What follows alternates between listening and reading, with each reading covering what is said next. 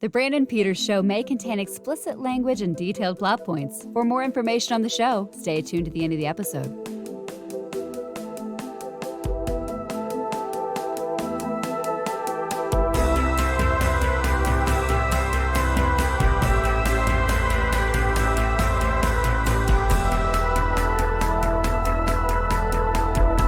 And now, here he is, Brandon.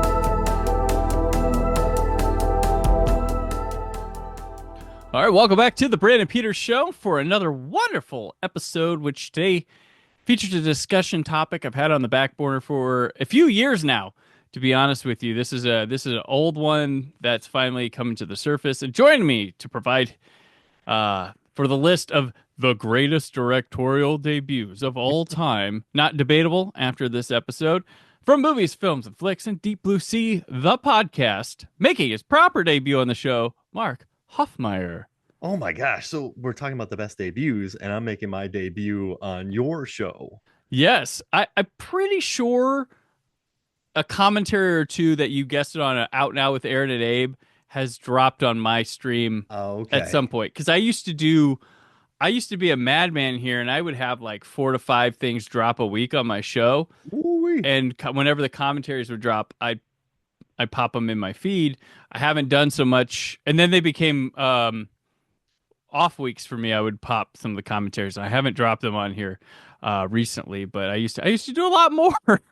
But yeah, you start a show during the pandemic, you have more time to put episodes up and stuff like that. So, how are you tonight?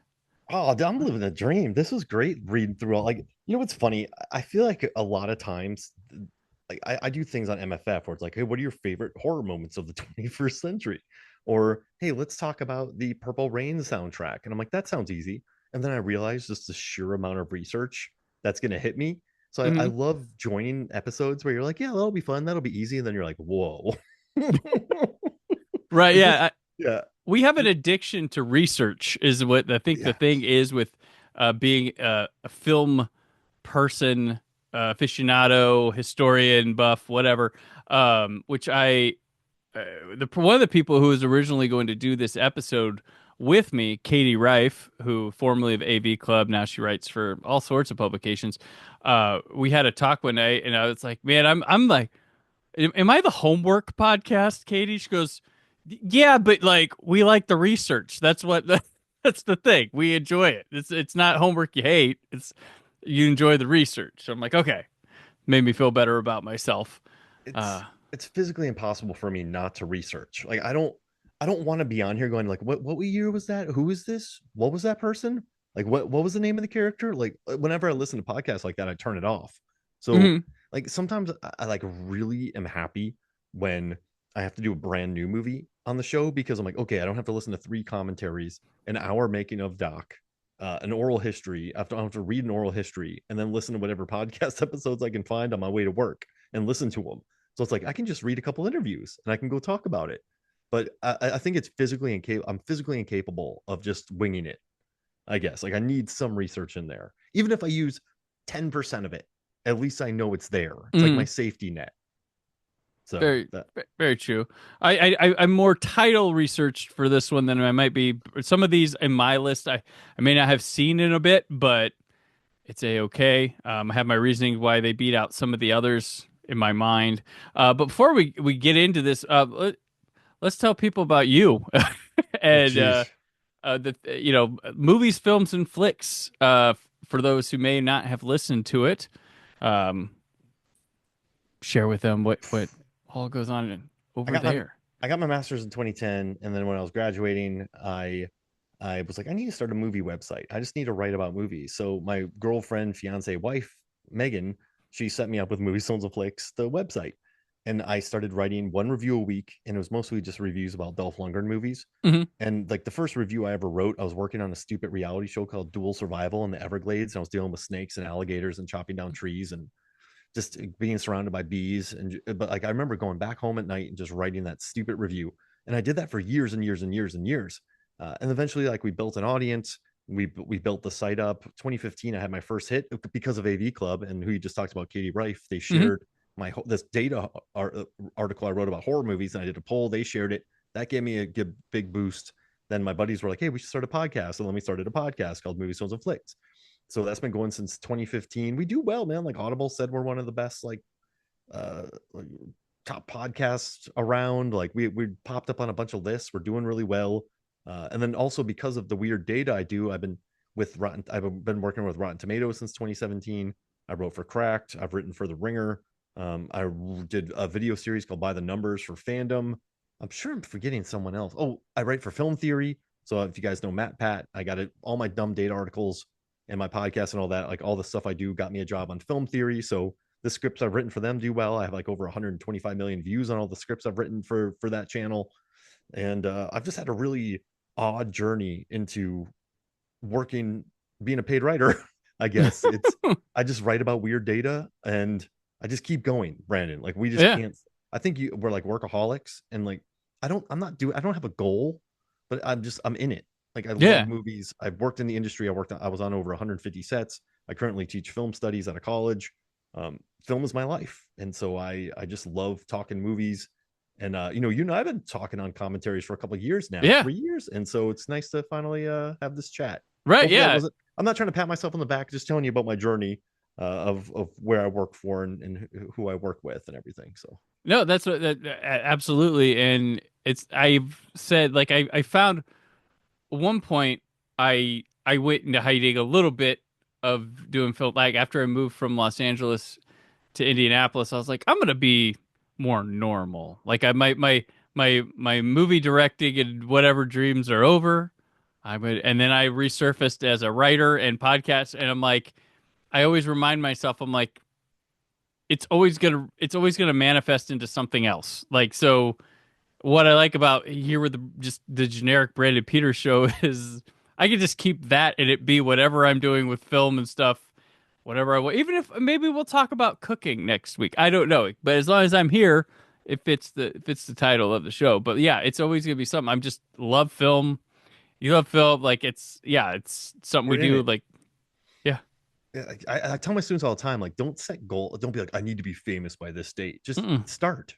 Like then it becomes a habit, and then you don't quit, and then you don't sleep a lot, and then you're editing episodes at 5 a.m. because you need it to matters to somebody. Episode. Yeah, you're in your car listening to the think pieces or documentaries, so you can have research for the night. Like it's do you ever listen to yourself? Do you ever go back to your own thing? No, never. Oh man, I do sometimes. I currently have been listening back to my Summer of series ones just to like, because we're gonna be recording those probably starting in January for the next one, and I'm just like, I need to get back. Like I want to see what, like I'm looking for something that I want to make sure is still there, or what, like I'm just like, it's not like something was lost, but I'm like sort of hyping up or like remembering or something interesting. Like I kind of want to have like a it factor for this next one that I'm looking for or something. But I'm no stranger to listening to myself, but I also look for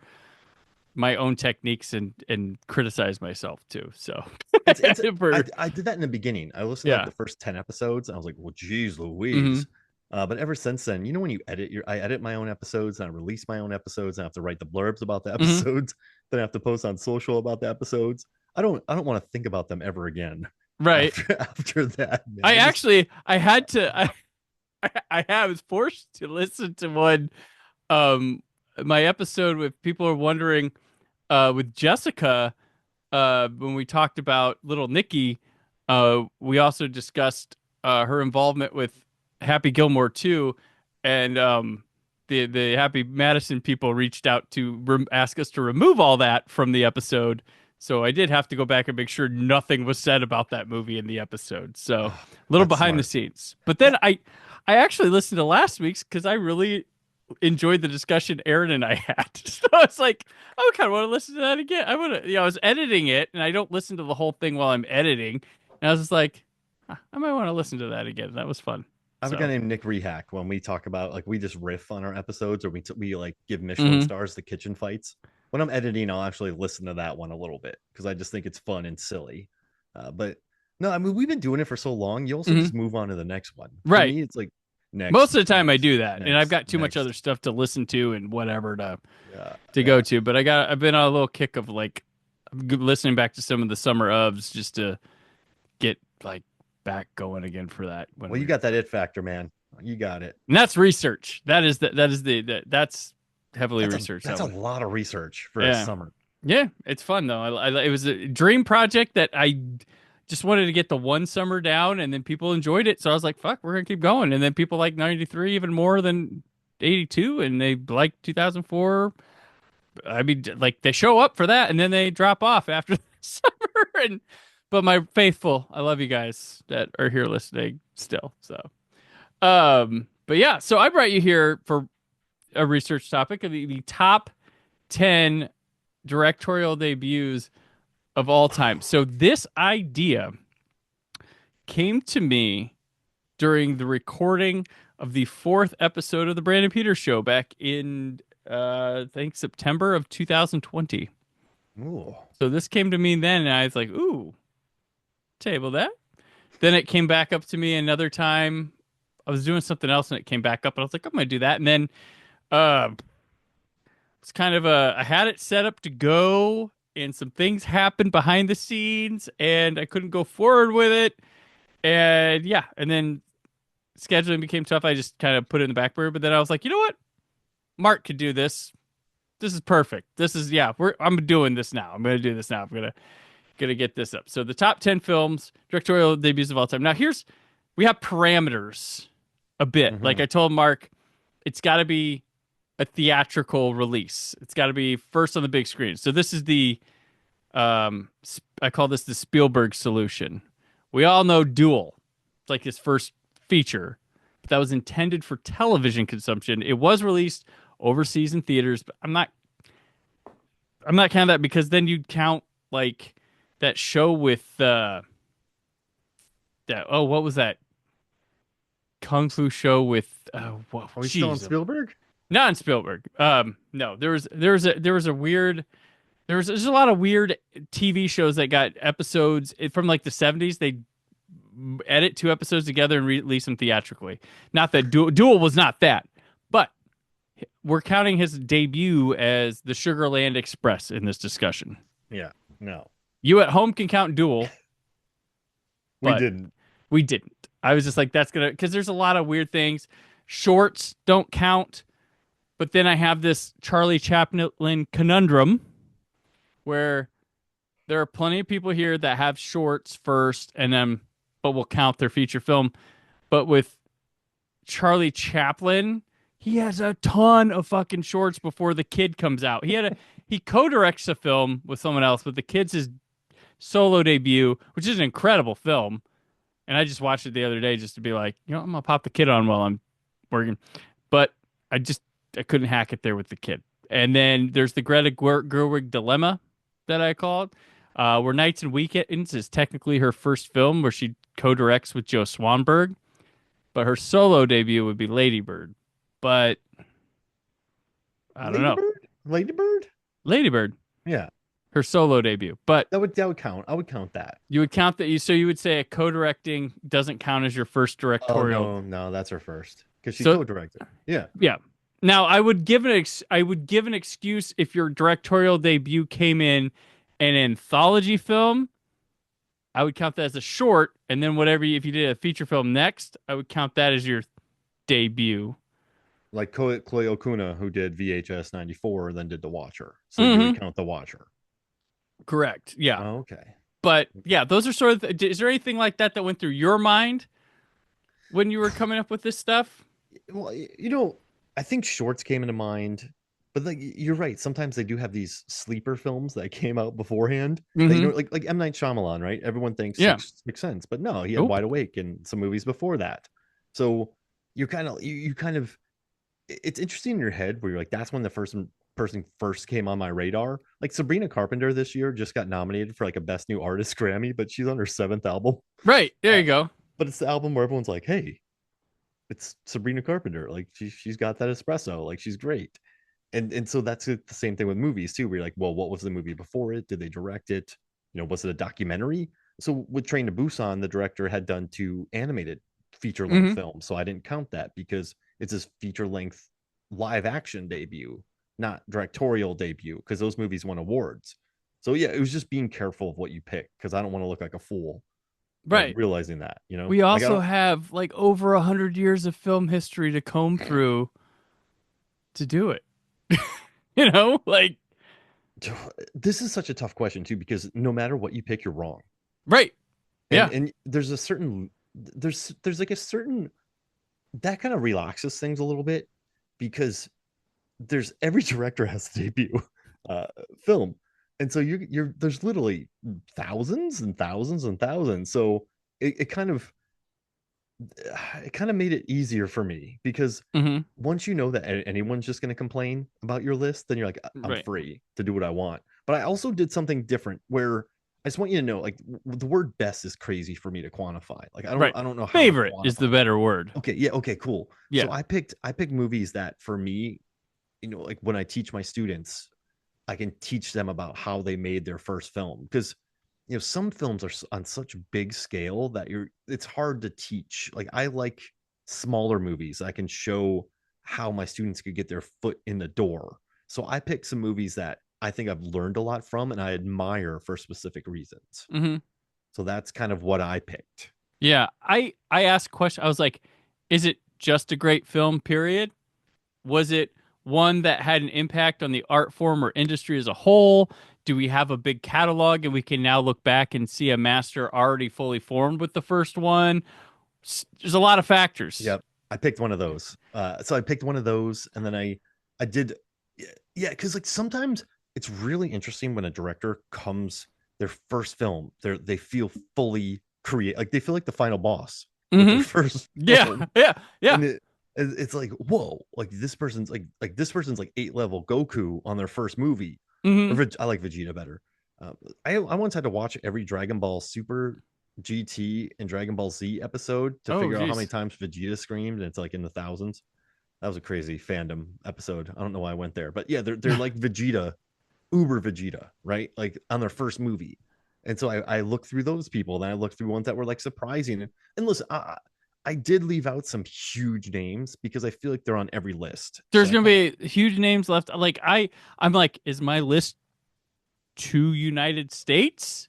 Is it too male? Is it too white? Is it too like all these things are like I'm like, what do I look like? Am I leaning in one era too much? Am I leaning do I have not am I anti-new? Am I focusing on people who have a big careers worth to look at? Am I not like it's a lot. It's there's so it many was fun. factors. I did it though. I looked at my Yeah. list and I went, I like this list. I have a reason for everything. Um and it's just yeah. It's crazy. Did you order yours or do you just want to go with random? I'm not an ABC guy. Like when Yeah. I mow my lawn, some people really mow it like perfectly, and they Hmm. have the lines. I I get it bounce. done. I'm like a pinball. I'm Yeah. like zipping one way, then I'm like, well, I'm gonna go over there.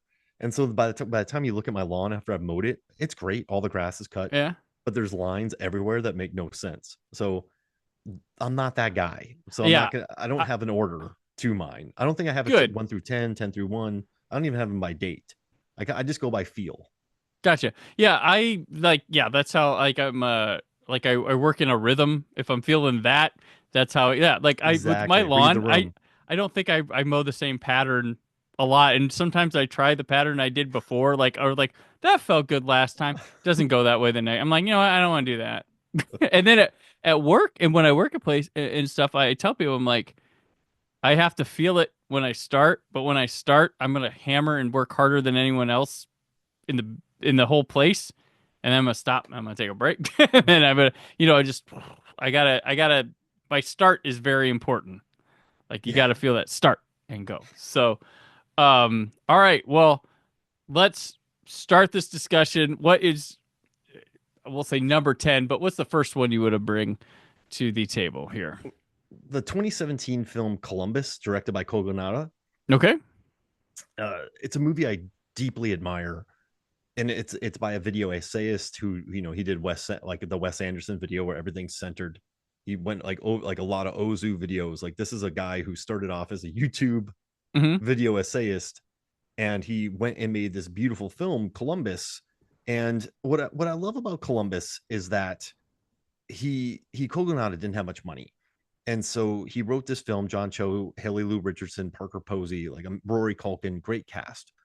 But what he did that was so smart is he picked this place in Columbus, Indiana, where there's just gorgeous architecture. And so his characters, played by John Cho and Haley Richardson, have all these scenes in front of just gorgeous buildings. Like we're talking gorgeous, like really interesting, brutalist architecture, really like Art Deco, really inspired choices where he didn't have a lot of money. So he picked interesting locations. So it looked like his movie had money. And it's a movie that I always teach to my students because I picked a word for all these movies. And the word I have for this movie is space. And it understands space. And Kogonada said that and also the cinematography is gorgeous. There's a lot of wide shots. And he said, I knew that I wanted to have every shot count. And I knew that that would mean that I would have to have less coverage. And then he put a lot of wide shots to really see the space and dwell in it. So we often started with the whole shot. Then we would ask ourselves, do we need to go in? And if so, why? And I love the wide shots. I love the story they tell. I love the way that Kogonada uses space. I think he had a lot of problems raising money for this movie. There's like 80 producers because he couldn't find a movie to fund. He couldn't find people to fund a movie with an Asian lead. Mm-hmm. And it was like, but it's so smart. He used space. He got two good actors. He found a beautiful place where he could shoot that wasn't expensive, and he could have gorgeous like production design for essentially free. His line producer was from the area, so he hooked him up with a bunch of places. Everything Kogodana did from a logistics standpoint is amazing, and it's such a good, thoughtful, interesting movie. So I had to include Columbus from 2017 because like I love seeing video essayists succeed. So I picked that. Very nice. I live about 45 minutes from Columbus, Indiana, and I'll say if you're ever there, there's a brewery slash pizza place called Zwanzig. They have a ghost pepper stout. Ooh. And then if you go a little bit down this country road, there's a place called Granny B's, which is a used media place. It's just building, just a little building, just out in boonies. And like, if you're looking for an out of print gem, they might have it at like a unbelievably low price. I once got the Near Dark Blu-ray that was out of print for $5 Oh, that's amazing. there. And stuff, and I got Rock and Roll High School there now I'm coming to 4K, so it won't be as valuable now. But like, I have found some gems there. They have like old CD-ROM games. They've got VHS. They've got Sega, Super Nintendo, regular Nintendo, DVD. Yeah. They just got whatever. They have old McDonald's toys in there.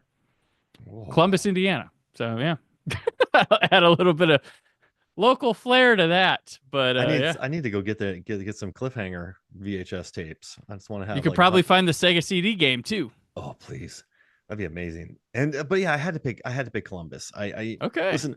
I know that like Orson Welles technically had a better first film, but I know John Singleton. Do you want to just get that out? Like Citizen Kane, we should just put as a like we know. Yeah, we know, and we know Boys in the Hood. Like we know. Like Breathless, right? Like Breathless is incredible. There's a lot of films that She's Gotta Have It. Like I think there's. Oh damn it, that was on my list. Oh well, that's a great one. Okay, but like there's some great films out there, and when we look, I'm pretty sure like the Coen brothers, like Haneke, like there's so many people out there that we could pick. But I just went. I don't know. I wanted to have some fun, so I I don't want to say any more movies for stealing stuff from you. But I don't know. You and I, we know that Orson Welles made Citizen Kane. Well, right? yeah, like and it changed. Like movies were never the same after that one. Mm-hmm. So yeah, apparently, you could argue that's the most important directorial debut of all time. You could argue that. It's like Slacker, like 12 Angry Men, like I Reservoir. Like there's just so many movies out there. But yeah, I went with Columbus because I just think it's a neat learning experience, and I love the way that Kogonada made it. It's very sensitive, it's very smart, and I think it uses production design beautifully. So I had to include it. Okay. All right. Well, my first one, I'm going to bring up the one that gave me the idea for this in the first place. And that is The Bird with the Crystal Plumage by Dario Argento. Ah, This nice. is the reason we're here, this movie, because when I was discussing it on my fourth episode, I was like, this was probably one of the best first films ever made. Like, and I was like, yeah, it might be. And like going even further to it, like he's got a lot of fully formed stuff there already. I know this is probably least colorful. Well, not least because not like Cat o' Nine Tails or Four Flies on Gray Velvet are big lookers, but um, he's got his themes are in place here that will not change throughout. Like there's a big recurring thing in our Argento movie of perspective and trying in memory, like trying to trust your memory or thinking or the idea of what you heard or saw isn't exactly what you think you heard or saw.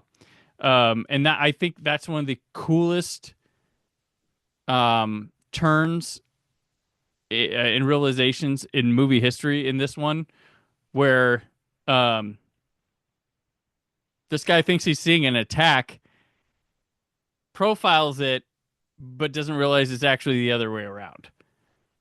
Like the killer was stabbed, not the and it's great. He plays with he got called the Italian Hitchcock from this movie, but like there's suspense here, but okay.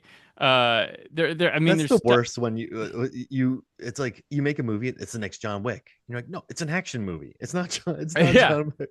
yeah. Yeah. He didn't create the giallo genre, but he got it to a point where everybody wanted to exploit the giallo genre because after him, like the 70s is giallo all over the place because of this movie, and this movie isn't as sexy sexual as it would hint you would think. I mean, there is a scene where there's one murder that is a bit, but it's not as over the top as a lot of the ones that would follow or imitate would be. It's got a perfect sense of eroticism with it, but it's also sort of like a at the time when you're watching this in the early 70s, it helps you to continue to suspect a male is the assailant here.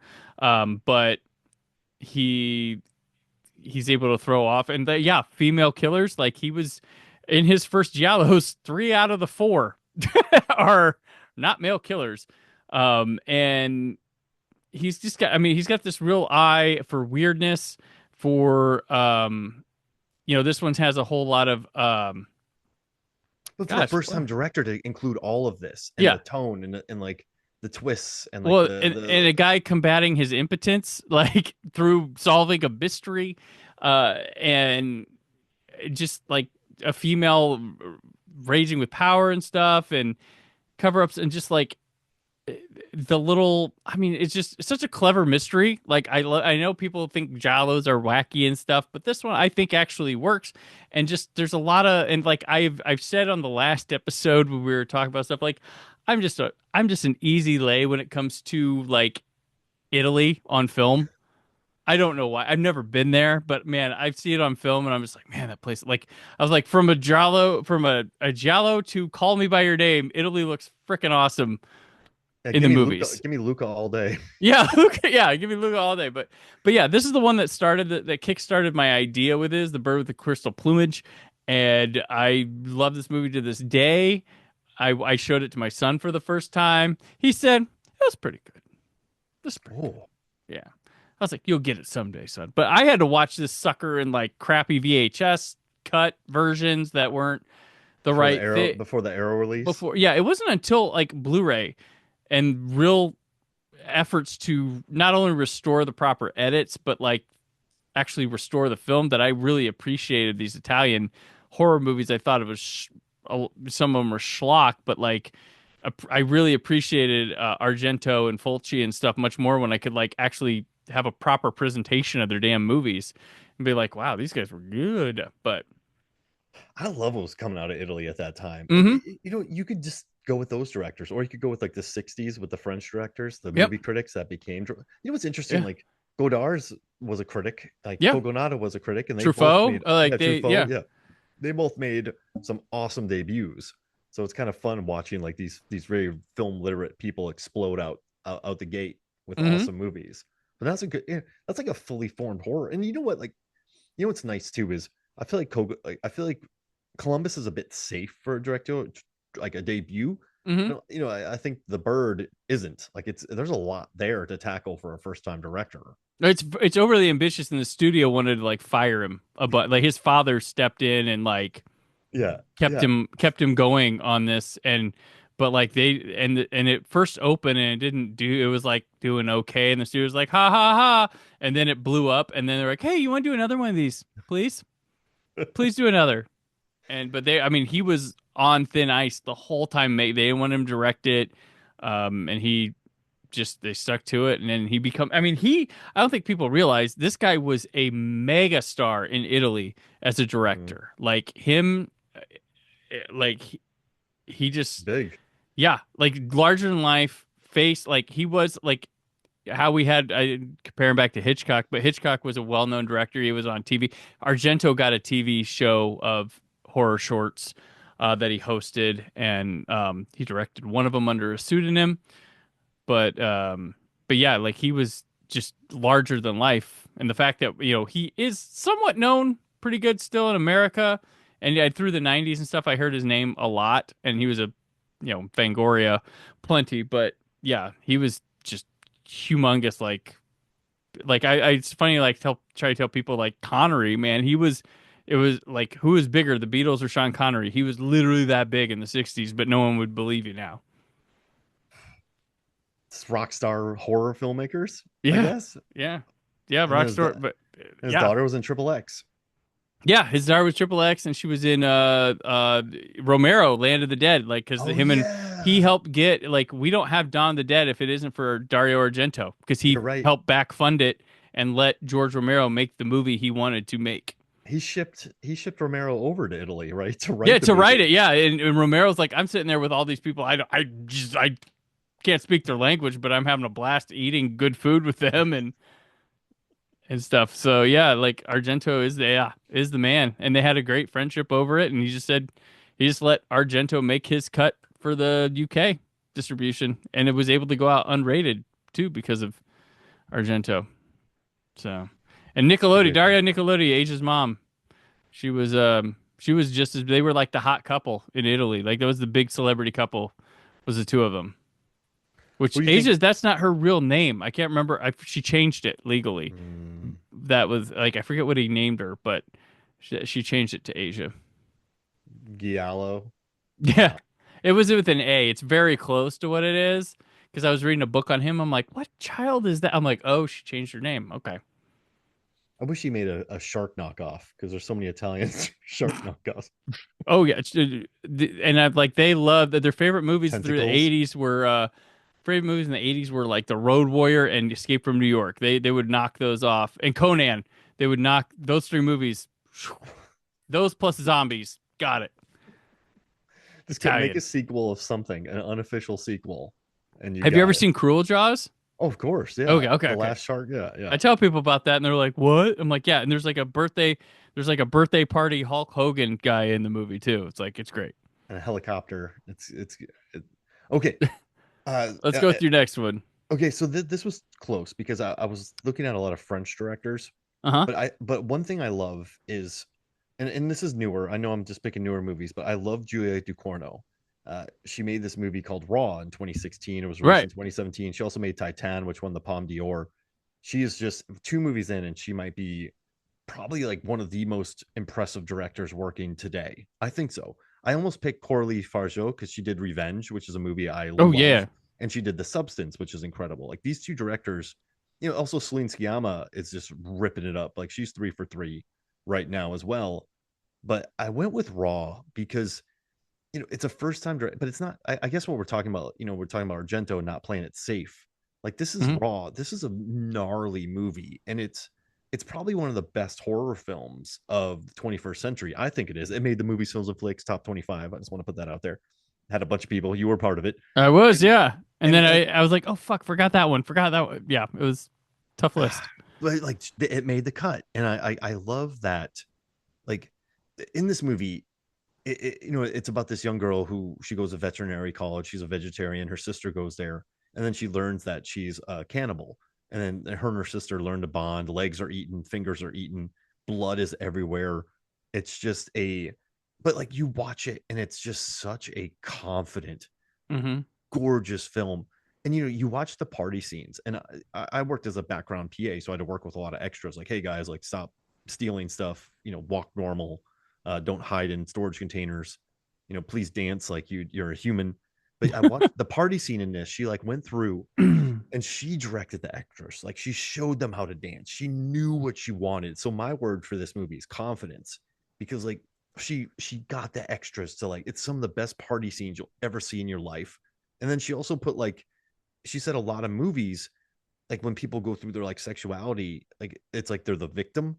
But she wanted it to be like it's perfectly okay. Like it's like like she didn't want, it's not apologetic, it's not shameless. She's like she she didn't make it apologetic. Like the sexuality is like in your face. It's like Mm-hmm. very French. I mean, most French horror films have a message. You can't just make like a regular French.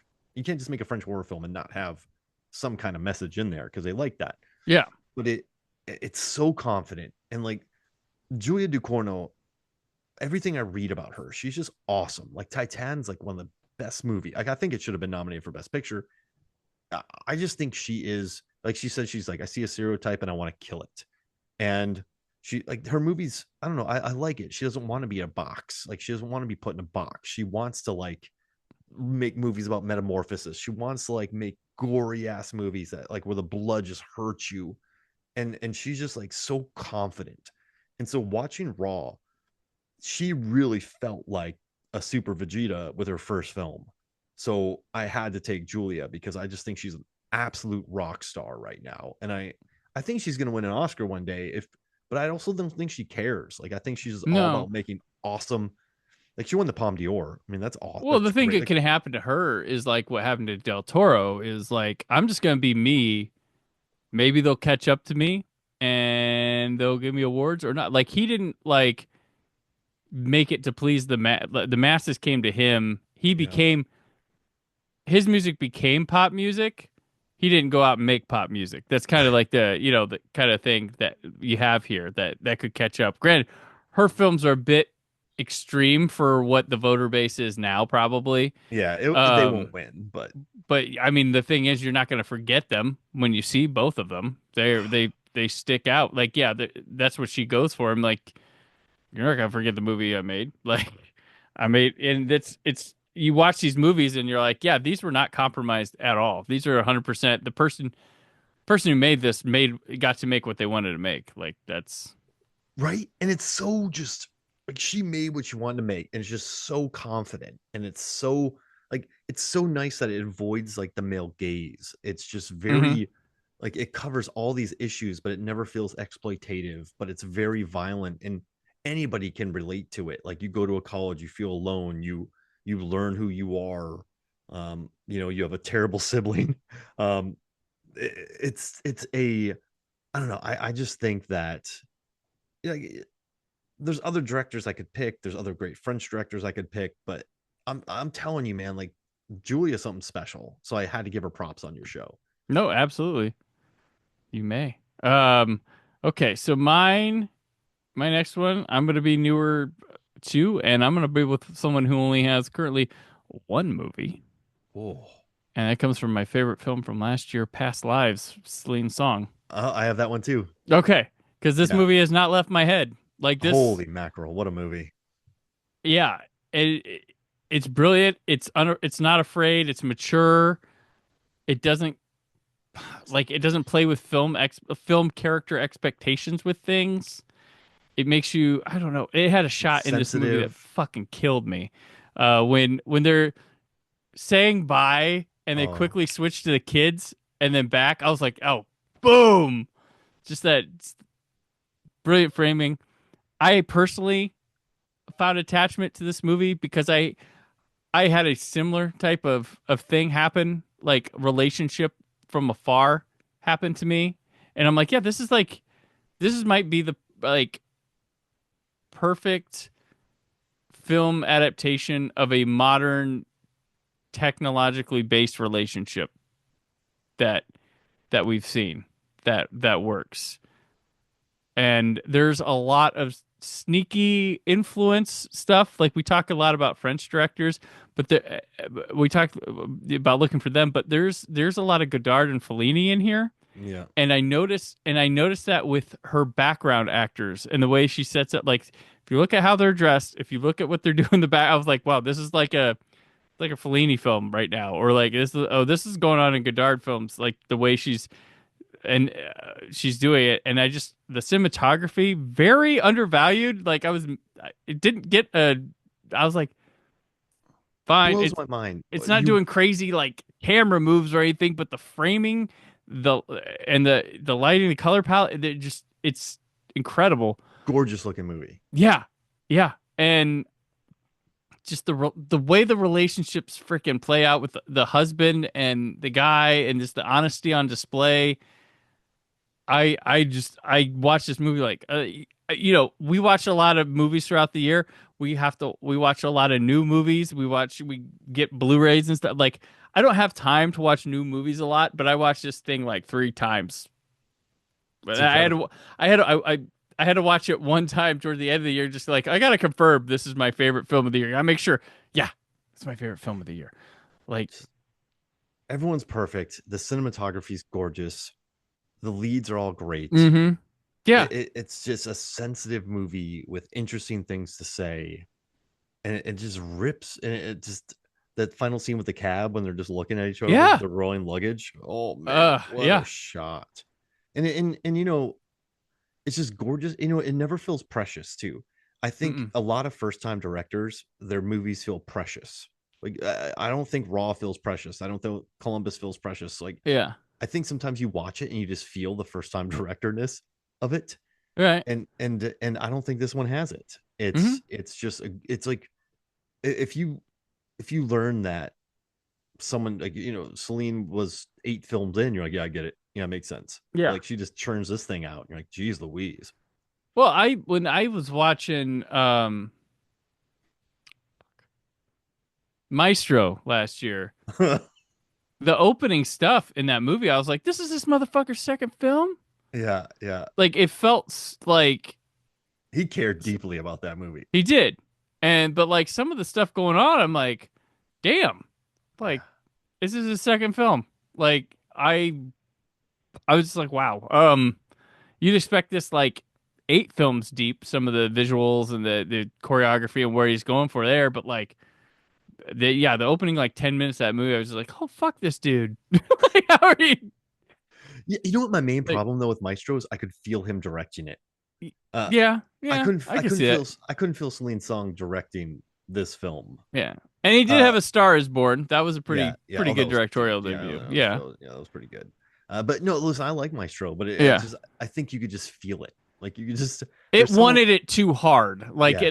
that's part of the thing with Maestro is it wanted all the things way too hard, and it wore it on its sleeve and everybody could see it. Like I still enjoyed the movie quite a bit.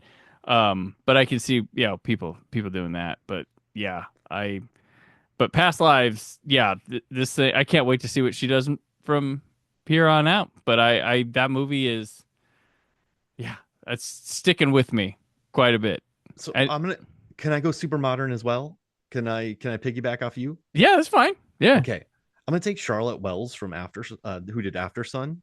Okay. Yeah. Just researching that movie made me Hmm. tear up. Like legitimately, I was writing about the movie. I was researching for this episode, and Okay. tears got in my eyes. Like it's. I think visually, and my word for this is like thoughtful. I think Hmm. it's one of the most visually interesting films ever. There's a scene where the two characters are like the father and daughter are having this conversation. Paul Mescal and his daughter having this conversation, but it's filmed from like a distance away. You can hear it, but it's a private conversation. So like you're watching it almost as like a voyeur. Like they don't want you in on it. They want Hmm. you like just in like the way that the shots are on the TV, the way that the shot. Like, there's a place called Floor Plan Croissant. Like I bought their print of the room, hotel room that they're in Oh, that okay. she drew. Like I think it's just perfection, and the way that music is used, the way that that strobe light is used, the way that honestly, like I do a lot with like depression, and so like the way that it tackles depression, like really like especially like male depression, really like really hit hard with me, man. Like this movie left me as just an absolute wreck. And I think it's gorgeous. I think it's beautifully shot. And she wrote, sometimes I feel frustrated, Charlotte Wells, sometimes I feel frustrated about how much emotion can be communicated in a still photograph or a Hmm. 3.5 minute song. But it's like when you have to work so hard to get that amount of feeling in film over 90 minutes. But she did it. Like this is a really beautiful film, and it hasn't left my memory. It was my number one movie of when it came out. I just think it's gorgeous, and I think it's connected with a lot of people, and just the way it was made, it's just a gorgeous to look at film. So like she just Charlotte, but see Charlotte, she made a movie called Laps. She made a movie called of shorts called Laps, Blue Hmm. Christmas, and Tuesday. But this one, woof, like it's just talking about it makes me want to cry, and it's such a powerful first time debut, and I Yeah. just had to include it. Gotcha. You're talking about like people like um being like far away. So, like I noticed I recently revisited, it's gonna sound the craziest comparison after Sunday. Rob Zombie's Halloween 2, but he does that Oh, a that lot. that movie looks awesome. It's a beautiful movie, but he does that a lot with like a person like really tiny there and just the large engulfing environment that they're sucked into. And I was like between Michael Myers and Laurie Strode and there Dr. Loomis. There's like always there's like this little person and this huge thing, and you can hear conversation sometimes like that. But like I noticed he was going for something like that with that one. Dude, that movie looks great. That And is that is like my second favorite Halloween film, and I know that would get me kicked out of the Halloween fan community for that, but dude, I love that director's cut. Beautiful. the Halloween franchise is I've had to spend I had to count every kill, how many people have run away from him. Hmm. I've had so many Halloween assignments. You can't, what annoys me? They're like Halloween Ends sucks because it's not a Michael Myers movie. Michael Myers has never been the same in any Halloween film. Well, no, Like they want like if I've there's noticed eight with timelines or five timelines. Like no one knows what they're doing on here. He's in control. He's not in control. He's in a cult. Sam Hain, he's just a brother. He's a human. He's in jail. He comes back. He tricks people. He drives across the country. He can't drive. He's a hulking menace. Like Mhm. he's evil because of his stepdad. Like he's just evil, or he's evil because of a cult, or like or he's just a kind of an idiot who gets let loose by a doctor and he has no Yeah, agency. Like so there's never been the same Michael Myers in any film. So when right. people are like, no, that's not good, it's like none of these, very No, few of these movies they are. want the bread and butter like slasher, and then they praise that. Like I'm always like when they go do something wildly and weirdly different. When you get your Halloween Ends, your Rob Zombie's Halloween 2, I'm like yes, and then I go and see like worst one. That was terrible. Like the one that like did something new, tried to say something, had some interesting stuff. That's the one. Okay, it's been that way since Halloween 3, I guess. But then they're like the 2018 one. They're like, yeah, look at this. See, like they took it seriously. Lori's back. It's a remake, it's She's got crap. trauma. You mean like H2O When or it's better like in H2O. or the Rob Zombie Halloween 2 that you didn't like that really hit trauma way the fuck over the head and probably sold it better? Oh, and Rob Zombie ones are too violent, except for when he's doing the same violence in the 2018. It's so funny with those, but Yeah, no, there's never been the same one. There's eight timelines. Who get out of here? yeah, Like it's that's like you could talk about Chucky because there's a through line through all of yeah, them. Like hmm, no one gives a shit about the Halloween timelines. Like the third one's not even a Halloween movie. And yeah, like just who cares? Like it's the craziest franchise with nothing hmm, connecting it to it. and I love it. So yeah, But yeah, no, I 100%. I always say like Halloween has the hands down of the slashers the best first movie. Jason has the best chance of just picking up a random one and going with it, and Freddy had like the best like series of them, like the yeah. narrative through line of the big three from that time. But Chucky has proven he's held out, he's long, he's still going on his original. Damn a remake, I'm Getting still better. going. Yeah, I'm yeah. still going. And like I think Friday like Nose has 1, 3, Like 4 is solid. Mhm. Wes Craven's New Nightmare is good. It probably has the best of the bunch. But I I mean, Jason has. I love Jason X. Jason Lives mhm. is good. Yeah. Even the remake, Michael Bay's like, this is too violent. Like I Yeah. love Friday. I love The all those Friday movies. remake is good. I will stand up for that one. No, like the Elm Street, I like, one, 3, 4, 5 has a nice little story with the starting with the Dream Warriors, and I think Yep. 4 is like the Rocky 4 of it's like an MTV music video movie. Like it's hollow as shit, but it's My got man some Rennie. sequences there going on. It's Freddy at his pop culture height, and then I think Dream Child is severely underappreciated, but the worst thing about Dream Child is it's got the wrong Freddy in it.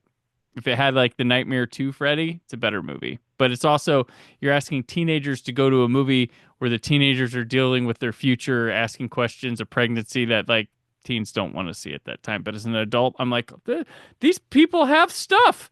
They have their characters. They're dealing with stuff. There's a great scene where Alice's dad says, she's like, "Are you disappointed in me?" And he's like, "I'm no, I'll never be disappointed in you. And plus, it might be nice to have a little boy running around the house again because her brother died in the previous movie." I'm like, "Oh my God, what a moment in Nightmare on Elm Street 5, The Dream Child." But hey, uh, none of them people made a film that are on this list. So anyway, so that was we Past Lives, and you just did After Sun, After right? Sun, yeah. All right. For me, I'm gonna go a crazy route, but I think this is a film that is like paved a way for being highly influential to television. And I have this is Spinal Tap, Rob Reiner. Oh yeah, yeah, yeah. This is What a run he went on, by the way. yeah. He does go on a pretty damn good run. Um All so timer run. yeah, that's in the John Carpenter argument of runs. Um but like Spinal Tap mockumentary, not the first done before. Woody Allen had done it twice by this time, I believe. He had Take the Money and Run and Zelig.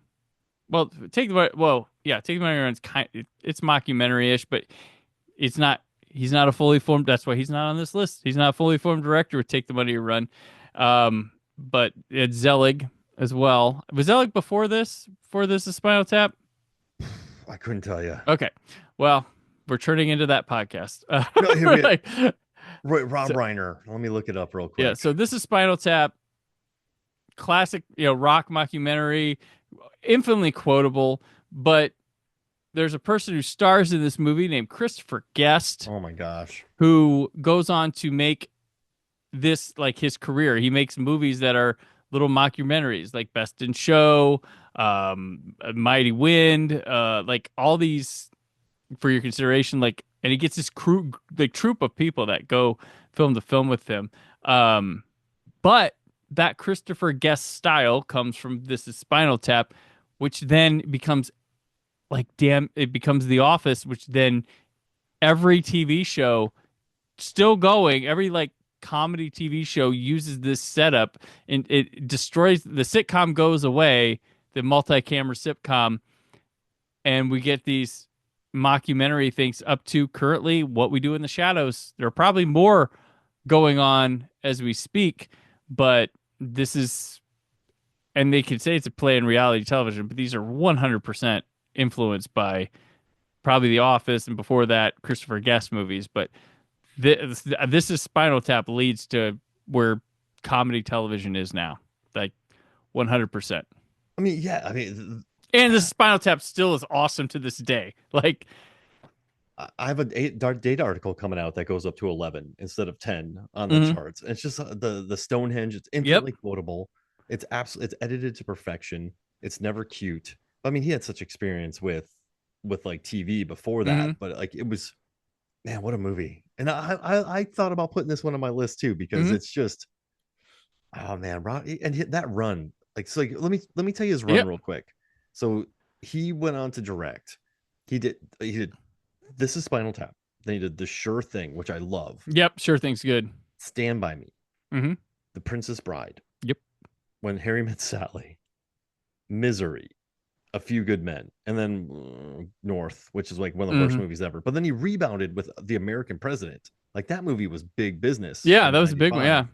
And then whatever after that. But what a run. Like his Yeah. first one, two, three, four, five, 6 films Mm-hmm. were no, 7 films were huge.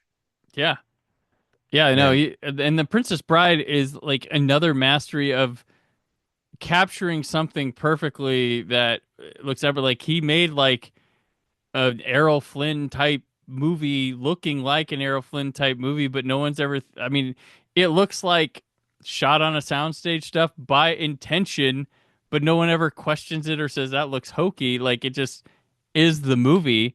Granted, it goes to location too, but there are many like the Inigo Montoya Dread Pirate Roberts fight. That is straight Errol Flynn, yeah, yeah.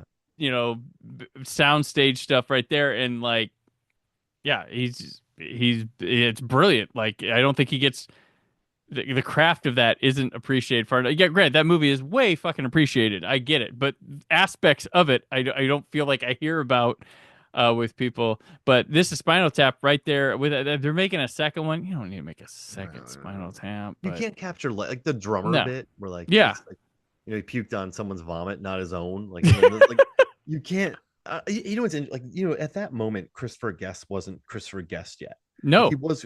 So that's why this movie's so He was like great. an SNL day player type. Well, he wasn't. I mean, he was like background SNL. Like these guys were. Like McKean wasn't to. I don't think he was at lead status on SNL. They were all like about to make a And then mark they there. and like also too Chevy Chase, like when he was in Fletch, he Hmm. wasn't full Chevy Chase yet, but then when he Yeah. went full Chevy Chase, you're like, yee. So I think this was so fresh and new and so funny and like perfect, and like you didn't just get the format. Like listen, Guest made some incredible films after this. Like Hmm. he didn't become Christopher Guest for decades, I guess, but this one was just so perfect and like so earnest, and Yeah. it's yeah. Oh man, I love it. No, like I feel like popping it on right after we Yeah, record now. I'm like, yeah, I love Spinal Tap. It's so good. I did an episode. Yeah, I Steven Shapansky and I, Radio Free Scaro, a couple years ago did this is Spinal Tap. This is a movie he picked to be on the show to talk about. So, um, yeah, so you can listen to an in-depth conversation about it on this very show. What do you got next? this one's crazy, but I'm gonna take F. Gary Gray for Friday. Oh So yeah. I mean, listen, he was 23, and Hmm. so he had made Ice Cube's like It Was a Good Day video, and the guy always wanted to be a filmmaker, and he was like ready to like do all this time and like get used to it, like be 40 when he directed his first movie. But then he started doing music videos, and then at 23, like he has to get Friday, which is crazy. Like Ice Cube wrote the script, but Ice Cube hadn't done comedy. And like, what's great? They had 20 days to shoot this movie. And what's cool too is like F. Gary Gray shot this entire movie on a camcorder with some of his family and like friends. He's like, I took a camera and shot the whole movie on video. My friend Andy played the role of Smokey for me as a stand-in.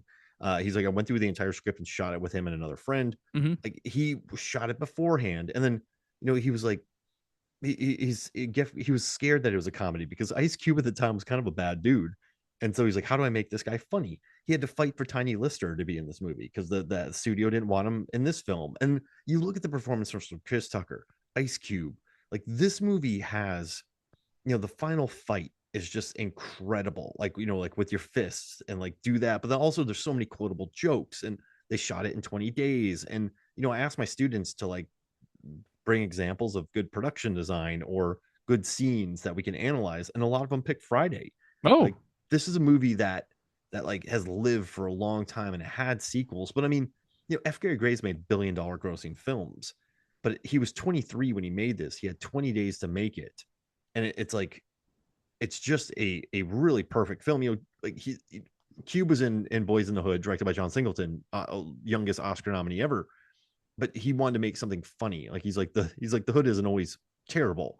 hmm. So like, but this movie, it's like the pacing could have been terrible, the jokes could have fallen flat, but instead it's works and it's relaxed and it's part of those. Not, I also love day in the life movies like Empire Records, Clerks. Like I feel like the '90s had a lot Yeah. more of those. It was sort of the lent itself to the indie scene, the day of the life thing. Like there was like kids, Yeah. Oh clerks. yeah, kids. Yeah, Jeez like Louise. yeah, that was a go. Oh That like yeah. I yeah, miss just those, right? Like give me a day of, and like I don't know. I we just had to still pick get it. them, but yeah. Like this movie's iconic. And listen, he was 23 and he had 20 days to make it. and he made an all-timer. Like this movie's huge, and it's like Chris Tucker. I remember watching this when maybe 95 or 96 when I was 13, 14, and just feeling Chris Tucker explode from the screen. You know, F. Gary Gray was 23, but he understood enough to let the hot hand work. And many of the choices that he made, whether filming it beforehand and shooting it 20 days and you know what's interesting too, like we couldn't pay people much, so we had awesome food on set. So when people showed up, they got fed. Mm-hmm. And so he's like, well, you know, people deal with a lot more when they have great food. And so people stayed. And so every day on set, they had great food and everyone was taken care of. And like, even though they weren't getting paid much, they had great food and good camaraderie. And every decision I think he made making this is just so wise. So I had to do F. Gary Gray because like Friday's awesome. And he had 20 days to shoot it and he was like 23. Like that's on like that's a $3.5 million budget, made it work, turned Ice Cube into someone who was really funny. And it builds like the movie has a message, it has quotable lines like you got message. Yeah. Like big worm and like, yeah, what's up, big worm, big worm? Like just it's an awesome. I love this movie so much. So I had to give F. Gary Gray his props. Well, and Tucker, I mean, that's a part of the reason why the other two aren't there with the. I'm granted, comedy sequels are tough, but yeah, like, and I like my man, my indie native Mike Epps, but you know, the Ice Cube, Chris Tucker, that's the reason we talked about Friday, not Friday after next or next Friday.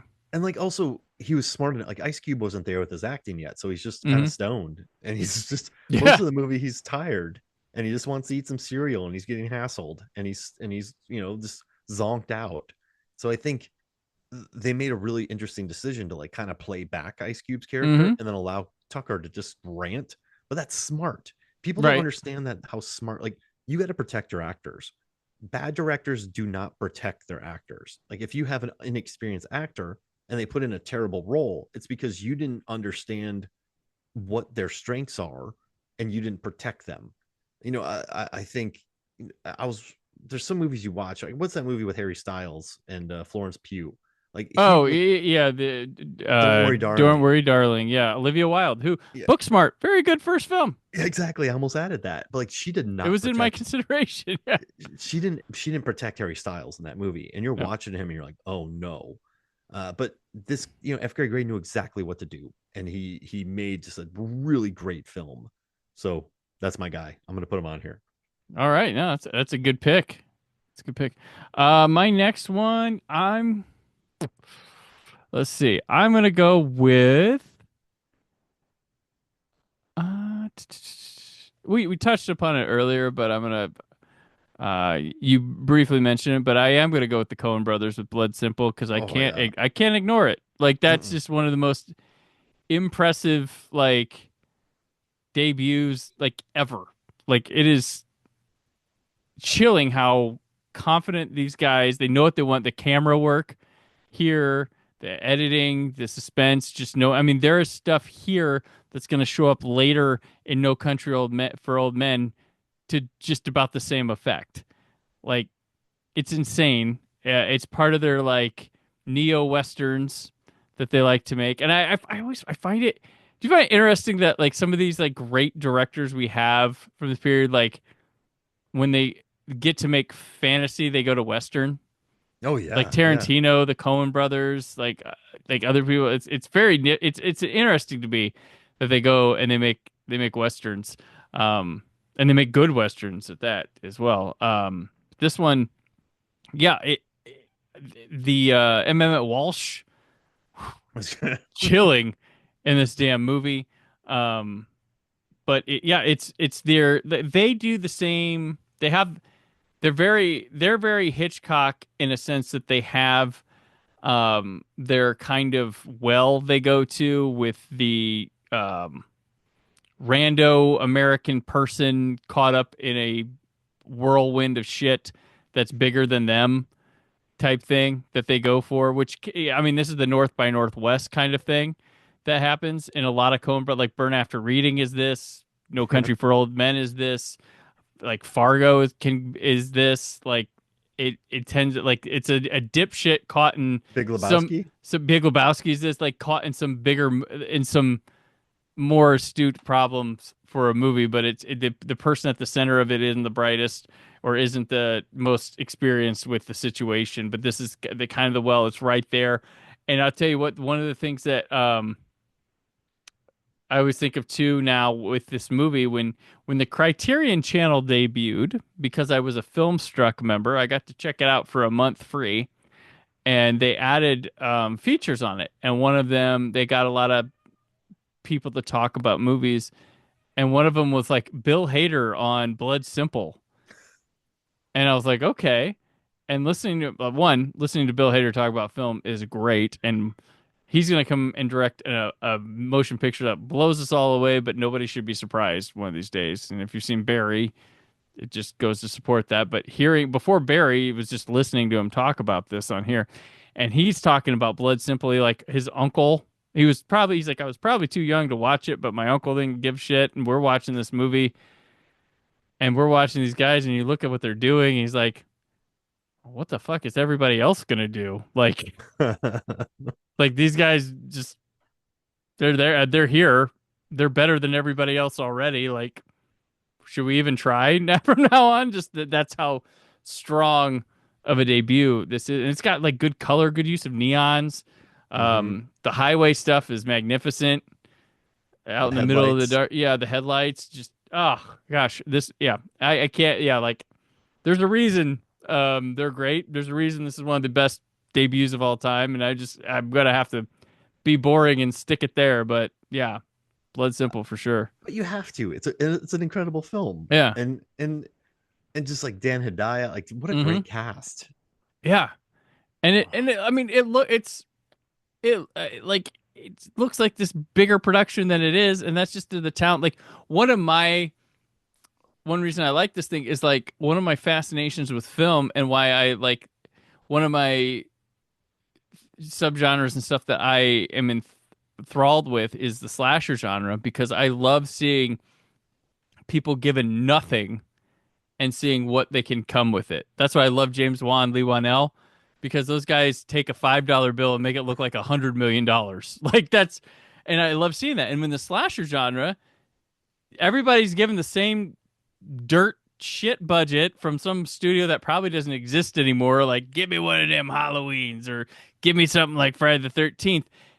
And you see who the talent is, because they're all given the same, inexperienced people all to do with. And like you get your Joe Zitos out of it, and people like that, where you're like, damn, why does the Prowler look way better than the Dorm that Drip Blood? Like why does this happen? That was a bad comparison, because Dorm Drip Blood is technically a college film, but you know what I'm saying. But there's other ones. Man, that guy could stretch $1 in a. He could, man, and his shit looks good. Like that and that Friday the 13th part, then final chapter. That's my favorite Friday the 13th too, because he's got this. It's got going on. Invasion USA, best Norse movie for me. It's got so many machine guns. That movie employed and mall destruction. That movie employed Tom Savini, Greg Nicotero, the KMB guy before them. They're all on the set. They basically went to Disney World every day because there was nothing to do on that movie. They're like, because he was just so loyal to Savini for Prowler and Friday the 13th. And Savini's like, yeah, I'll do an action movie. Brings his crew on, like, well, there's not much to do here, guys. And Nicotero's like, story. I went to Disney like all the time. Like, I got bored of Disney because they shot it in Orlando, I think. So, yeah, that's what.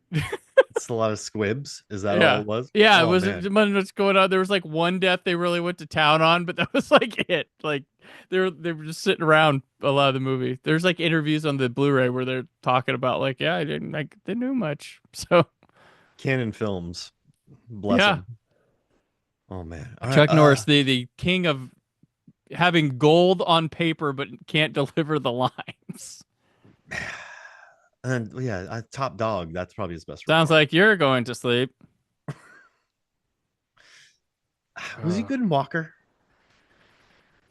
He's define good. Yeah, that's entertaining. Yes. There it is. He understood good. The role. Yeah. Okay. I'm going to drop my most exciting one. Can I do that now? Yeah. Okay. this is I one. wasn't gonna let you, but now I'm going to. If No. anybody asked me, I would say I have a thing about 23-year-olds here, but I would say Robert Rodriguez for El Mariachi. Okay, Uh, yeah. I read the book Rebel Without a Crew, or how a That was 23-year-old like, filmmaker with $7,000 became a Hollywood player.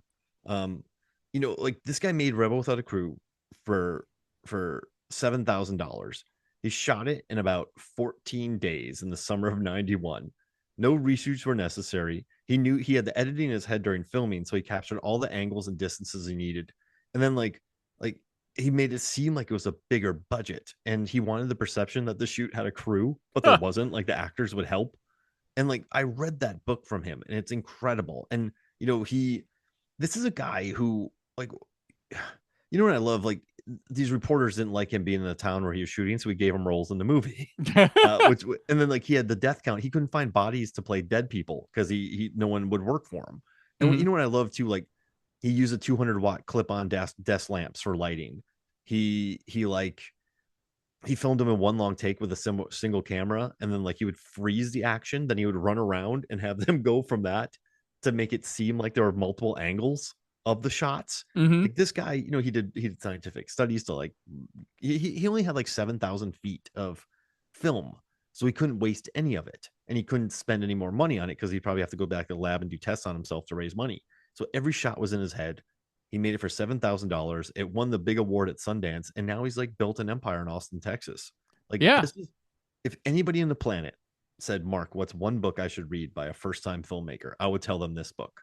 That was Because the handbook back in the late 90s that I was like, yeah, like everybody was like, you gotta read this, you gotta read it. yeah, you got to read it. Like it's because I have such an untraditional journey into the film industry as well. Like I never thought, like there's kids who just can't go to film school. Like there's kids who can't Yeah. go 100 grand in debt to go to USC. Like I'm not Spielberg. Like I'm not. I can't go to Juilliard. I can't go to NYU. Well, Like I never Spielberg had didn't that. finish. Yeah, it's true. Like, Yeah, he just showed up on sets, and it's yeah. like I had no money to do any of that. Like I couldn't afford Florida State. Like I couldn't afford any of that. So like I had to find ways to get creative outside the industry to even get in any doors, have any doors opened. And this guy took $7,000 and he made an incredible film. Yeah. So I think, like, yes, there's Orson Welles.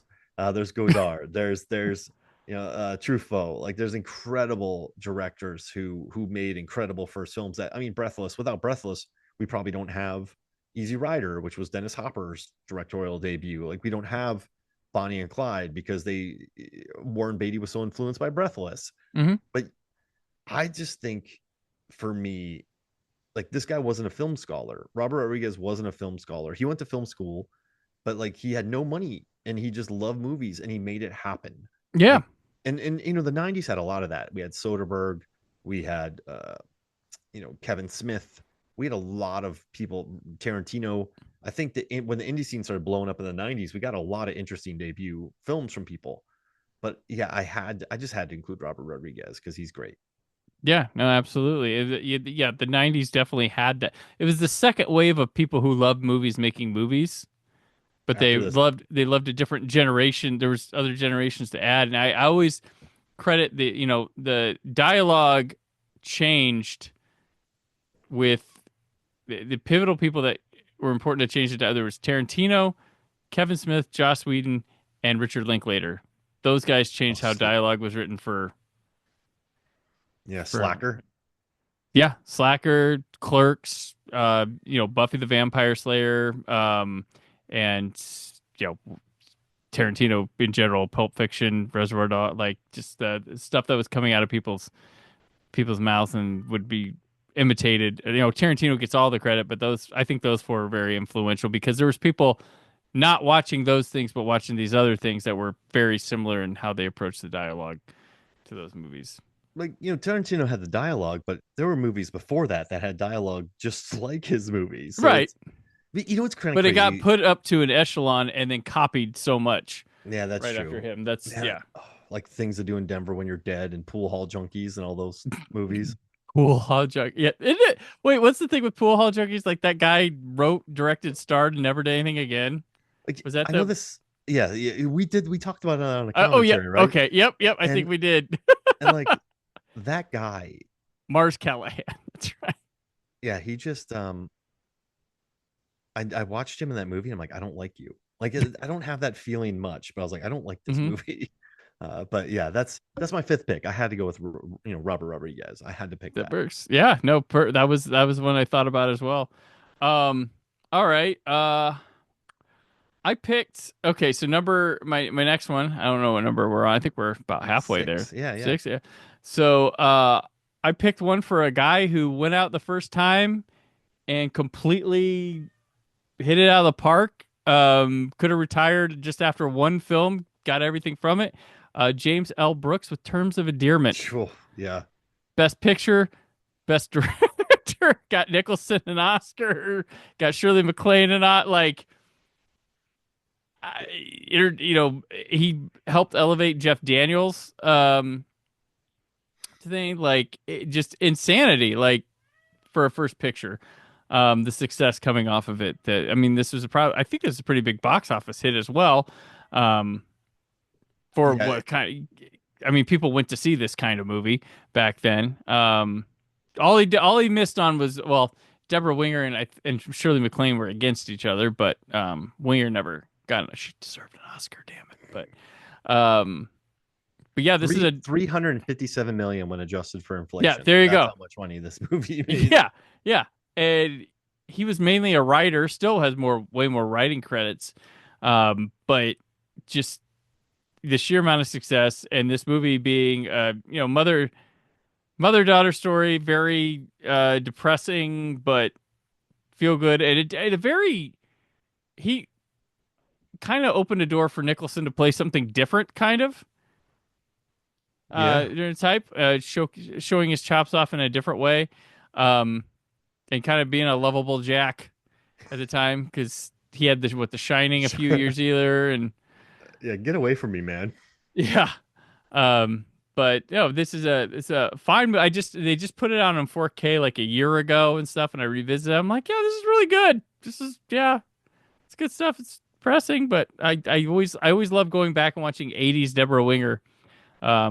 It's one of my faves to watch from back then, which not that like these, she wasn't starring in all the hip movies I was watching as a youth.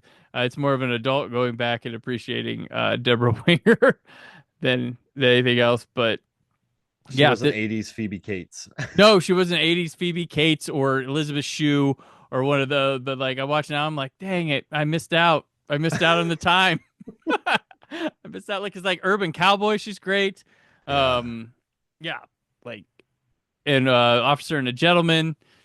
But she was the Academy darling of those ladies. But there's a type that I always talk about, that there's like the of the evolution. There's like this time there's Karen Allen and Deborah Winger, but that becomes Lori Petty, becomes Courtney Cox. This certain type of a perfect person or look that a girl has when they're casting and stuff like that. But yeah, I think Terms of Endearment, just like someone who just like grand slam first at bat ever in the big leagues. That's like a Jordan Peele almost, who comes out with Get Out, Hmm. nominated for Best Picture, wins an Oscar. Daniel Kaluuya gets nominated for Best Actor. It makes 200, like 250, 300 million Phenomenon, worldwide. yeah. Like, like you make that first movie and it kind of sucks for you, because then everything after that, you're like, well, Hmm. like, like where does it go from there? But this one maybe has a beat with the wins and the box office. Yeah, I mean, just so many wins, so many.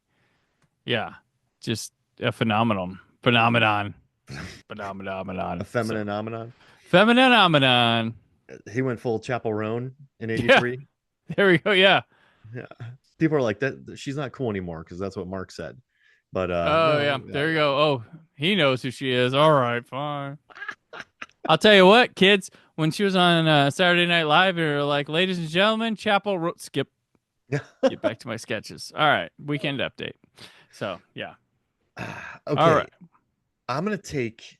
So this is crazy, but I was kind of broke in high school, and I was also, a product of like a divorced family. I didn't have Hmm. much guidance. I was a little bit of a feral kid. and I actually stole this movie from a Kmart. Just want to Oh wow. throw that Okay. out there. But Theft. it's Sofia Coppola's Virgin Suicide. Oh, okay. I had that on my not on my list, but it's on my other stuff. And it's crazy that like even me is like I was like a That's young. what you stole. So All when I right. was 18 years old, I used to go box in bars for money. Oh You wow. know, they Okay. would like lock up the locker room, and I would box like three people in a row. Okay. I was always in some form of trouble. Like you know, no one. Like I wasn't against anybody. I was more self-destructive. Okay. You know, I just didn't have much money, and so just things happened, and like I was like, I gotta watch this movie because I loved you know like art house cinema. You know, MTV awards when they gave like the award to Guy Ritchie, when they gave the award like the best new filmmaker award from MTV Mm-hmm. is like probably what influenced me in the 90s to watch Okay. movies. Like here, wait, let me pull this up. MTV best new filmmaker. Just let me pull this up real quick. MTV Well, best. MTV also give solid insight onto the indie scene as well. Yeah. So okay, so get this. Here's the list. The full list. So in 93 it was Carl Franklin, 92 John Singleton, 93 Mm-hmm. Carl Franklin, one false move. But then we go to like Hoop Dreams in 95, Bottle Rocket 96, Swingers 97, Full Monty 98, Lock, Stock and Loki, Two Smoking Barrels 99, Bean John Malkovich 2000, Spike Jones, Sophia Coppola, The Virgin Suicides, Christopher Nolan, Memento. Like the best new filmmaker award was legit. So Mars And Callahan didn't win that. no Mars Callahan. I did leave out Steven Zalian for Searching for Bobby Fischer, which is like the Okay. odd one in here. But you know, like when I did an episode about Virgin Suicides on Movies Films and Flix, and I listened to all the documentaries, and you know, like Lost in Translation is incredible. I bought that movie. I just want to let everyone know, Mm-hmm. and the poster and the soundtrack. I And was mad they canceled the 4K Ultra HD of it. oh, it's incredible. And you know, I have the special edition. So I have two of the soundtracks because their special edition got released on vinyl. I have two of the vinyl soundtracks. Okay. But what I like about Sofia Coppola is when she made Virgin Suicides, you know, for me, I was 17.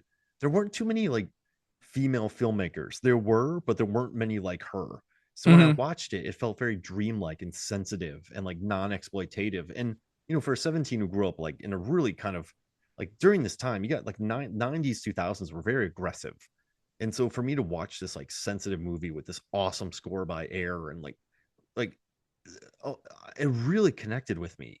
And when she was talking about making this film, she said that you know she was the daughter of a famous director, and it was her first film. And so but she was so specific with this film that she said the one word to describe the movie was loss. So whenever her crew talked to her, she Mm-hmm. was like lost. This movie's about loss. It's about the feeling of like losing dreams. You've lost the memory. It's years later and you're trying to remember the memory, but you can't quite get there. The daughters are lost, the trees are lost, the parents are lost. It's all about lost memories and like lost everything. And so she knew it so well that everyone kind of rallied around her and made this really great film that I stole from a Kmart, a VHS cassette. But see, people worked there and they knew that I did it. Like they're like, yeah, Mark, just go take it. So like, awesome. So like I didn't just walk in there. Like people said it was cool for me to do it. But yeah, I walked away with the Virgin Suit. Like that's kind of crazy that like that's the movie I steal. It's not like Exit to Eden or something. But it's a movie that really I don't know, I think it's beautiful. And it's a very confident debut by a very like special director. And you know, people talk about nepotism and all that, but she's far like she's earned her keep in Hollywood. And like even her daughter's crushing TikTok. But there's something about the movie that it's so mature and so well made that I had to pick Sofia Coppola. All right. Yeah. No, I like Sophia quite a bit, and I like the Elvis one she did. Oh, I love that movie. Like, there's some. I bought that one There's a, too. I yep. bought all of her movies, everybody. And Yeah. I bought the Criterion of Virgin Suicide, so that made up for the VHS Yep. cassette. I've got that one too. Yeah. I was like I don't have Lost in Translation, but I was like, oh, it's gonna come in 4K at some point, and then they announced it. I'm like, okay. And then now might have to go find that Blu-ray because I love that I movie for some so reason much. had that as a blank spot in my collection. I was like, oh crap, I don't have that one. It's Bling great. ring, but not okay. I have Yeah. pictures of me in college with my roommate Doug. We bought a case of beer and Mm-hmm. drank it all and just watched Lost in Translation. There's a photo of us probably on the 12th beer each, Oh where we're like jeez. cheersing and then holding Lost in Translation DVD. Oh, that's great. Yeah, yeah. I was a weird guy, man. I could chug 20 beers, but then I get really emotional watching Lost in Translation. There you go. There you Yeah. go. Case race, right? That's Yeah. all right. I'm gonna move mine over to I'm gonna go And uh don't arrest me, Kmart. And I'm straight. I haven't stolen anything in a very, hey, very decades. Just letting everyone know. there we go. There you go. I once intentionally I wrote a bad check to Walmart when the Star Wars trilogy came out on DVD because I'm like, I'm getting this. Like my bank account should cover it. And then like a year and a half later, I'm living in Los Angeles and my parents got us a lot. They were like file a lawsuit against me for it. Oh wow. Then it dropped it. They dropped it though. It's like oh, over a $50 check for Star Wars DVD. So yeah, I was like, I remember writing that. I was like, no, I wrote that check. They're like, did you know didn't have the money from? Like, well, they took the check. Like they You just hand it to him. ran it. No, they would run it through the thing, and my Oh. bank account would cover up to a certain amount overdraft. So I figured that'd be fine. Apparently, Walmart didn't think so. Or like back then, it was like check took a week to clear or something. Like it was weird. Um, yeah, gaming the system, but I'm okay. My next one. When I became a bouncer, I went and bought that trilogy because I had enough cash in hand to go get that trilogy. Oh, there you go. Yeah. My favorite memory is I was at Walmart. It was at midnight. We went to get it, and the first person up there, there's a big line. I was like third or fourth in line, and like the first person up there, okay, they go, full frame or widescreen, and the person goes full frame, and the whole line booed them. Oh, don't get full frame. Like, what are you doing? It's like, Oh man. boo. We also went at midnight to get Identity because we were bored one night. We were like, Identity comes out. Okay, let's go get that. And there was a line. There always at Walmart at midnight was aligned for every new release Tuesday. And the person, like, everybody was there apparently for Identity. And the first person in line was like, they're like, okay, you here for Identity? And the guy goes, no, A Man Apart. Everybody goes, what? You came for that? All right. That's where I bought Buffy season 3 one night while like Oh. kind of, and I never watched it, but I'm like, well, this looks fun. So I've only watched one season of Buffy, and that was Buffy season 3. That's one of the best seasons too. Yeah, Faith, that episode with Yeah. Xander. That's a great one. Yep. Yeah. Yeah, no, that's a good season. All right. Some might tell you it's the best season too. I think that's one out there. The 3 and 5. And see, people say 2, but 2 is like halfway through, then it gets become Buffy. But okay. My pick, I'm going old.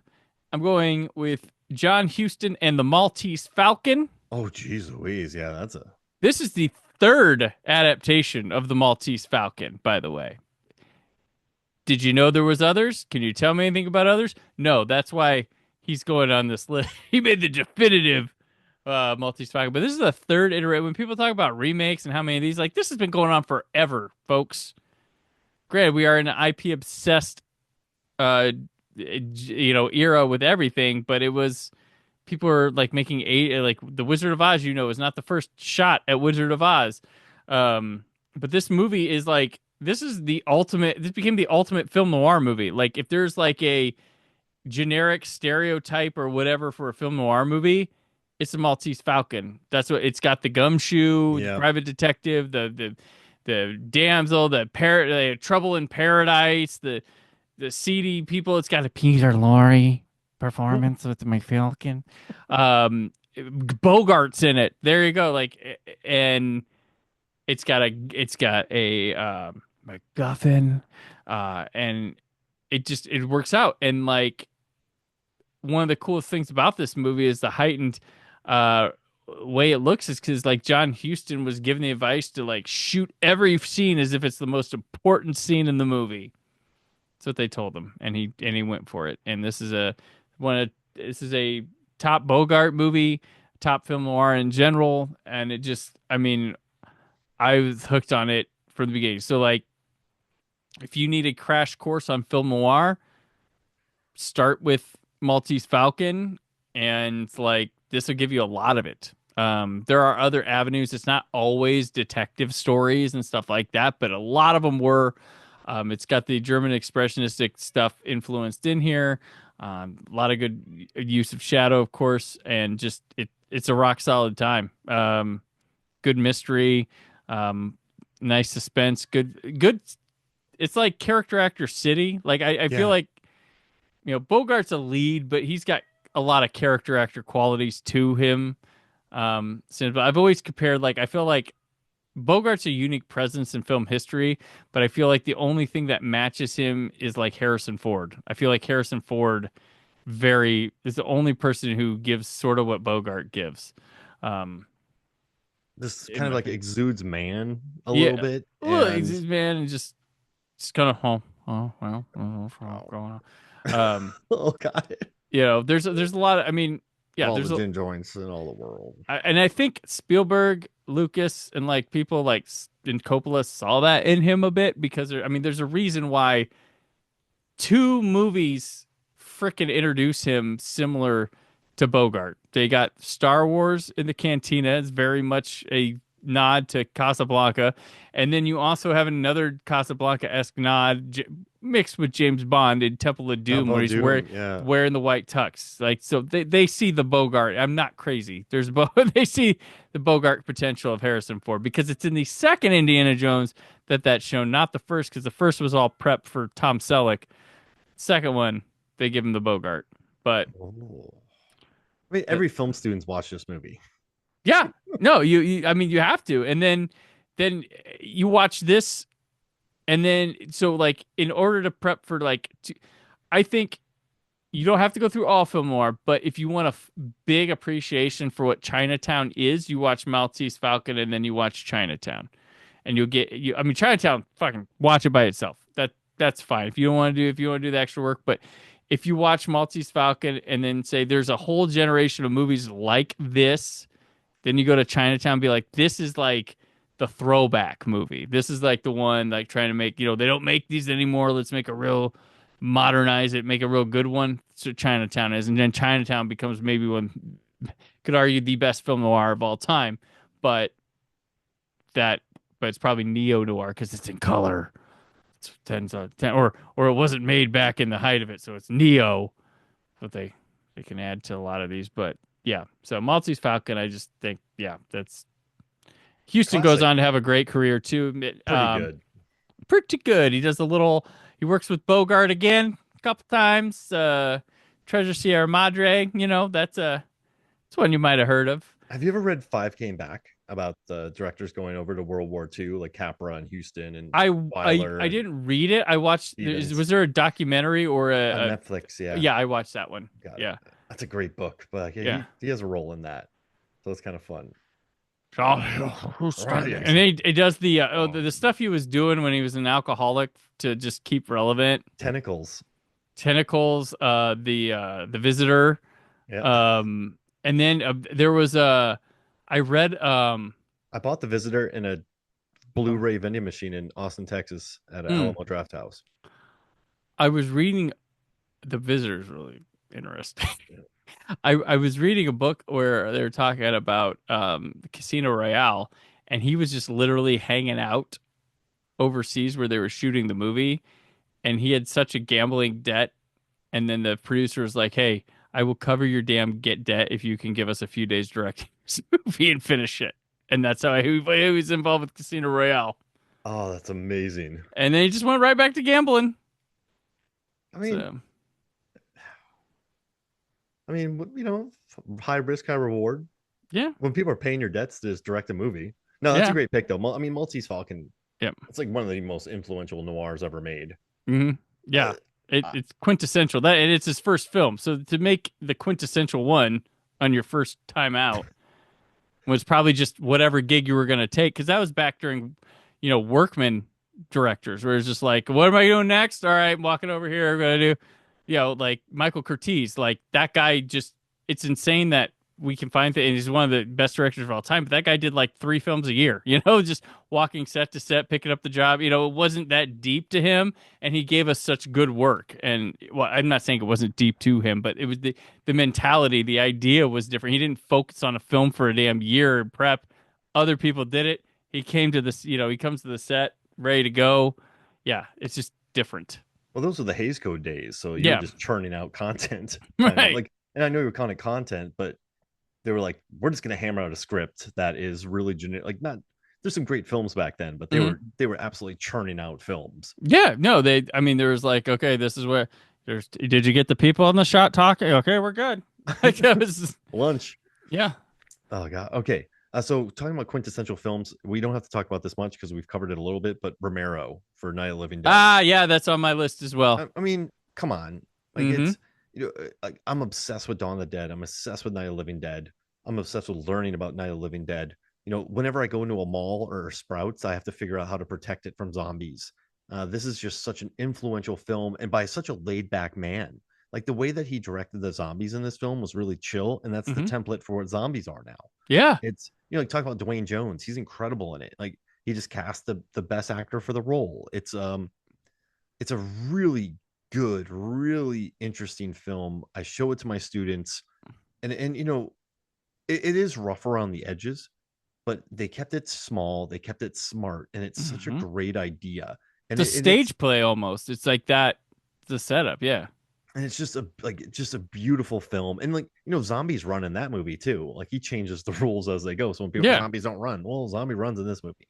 But it is the quintessential zombie film, and it's one of the most influential films ever made. So you got to include Romero. No, you 100%. And uh, it just, yeah, like the characters, the types of them are just so memorable too with it. Like, and I want to like add a little addendum to it that when Tony Todd passed away, when I learned of that, I watched Savini's Night of the Living Dead that night to go with Great something movie. a little different and like They're way slow. underappreciated. Like, I can walk around them. right. Yeah, I can walk around, but like the way he enhances like all the people like Tony Todd, Patricia Tallman, Tom Towles are all like really doing their justice to those characters that were very notable in the first movie and iconic. They're doing them good. They're doing them right. The script, has enough. It's enough of a movie that someone who didn't see the first one, I'm not like isn't missing out, kind of in a way, and also people who saw the first one. There's enough twists and turns. There's appreciation like, oh, they did it this way or that this way, or I remember that. But there's also little differences that make you feel like you're watching it for the first time again. And I was chatting with our friend Aaron Newirth about it. He mentioned like, yeah, the Savini one kind of feels like something of the Romero ilk in the 90s because we didn't get one.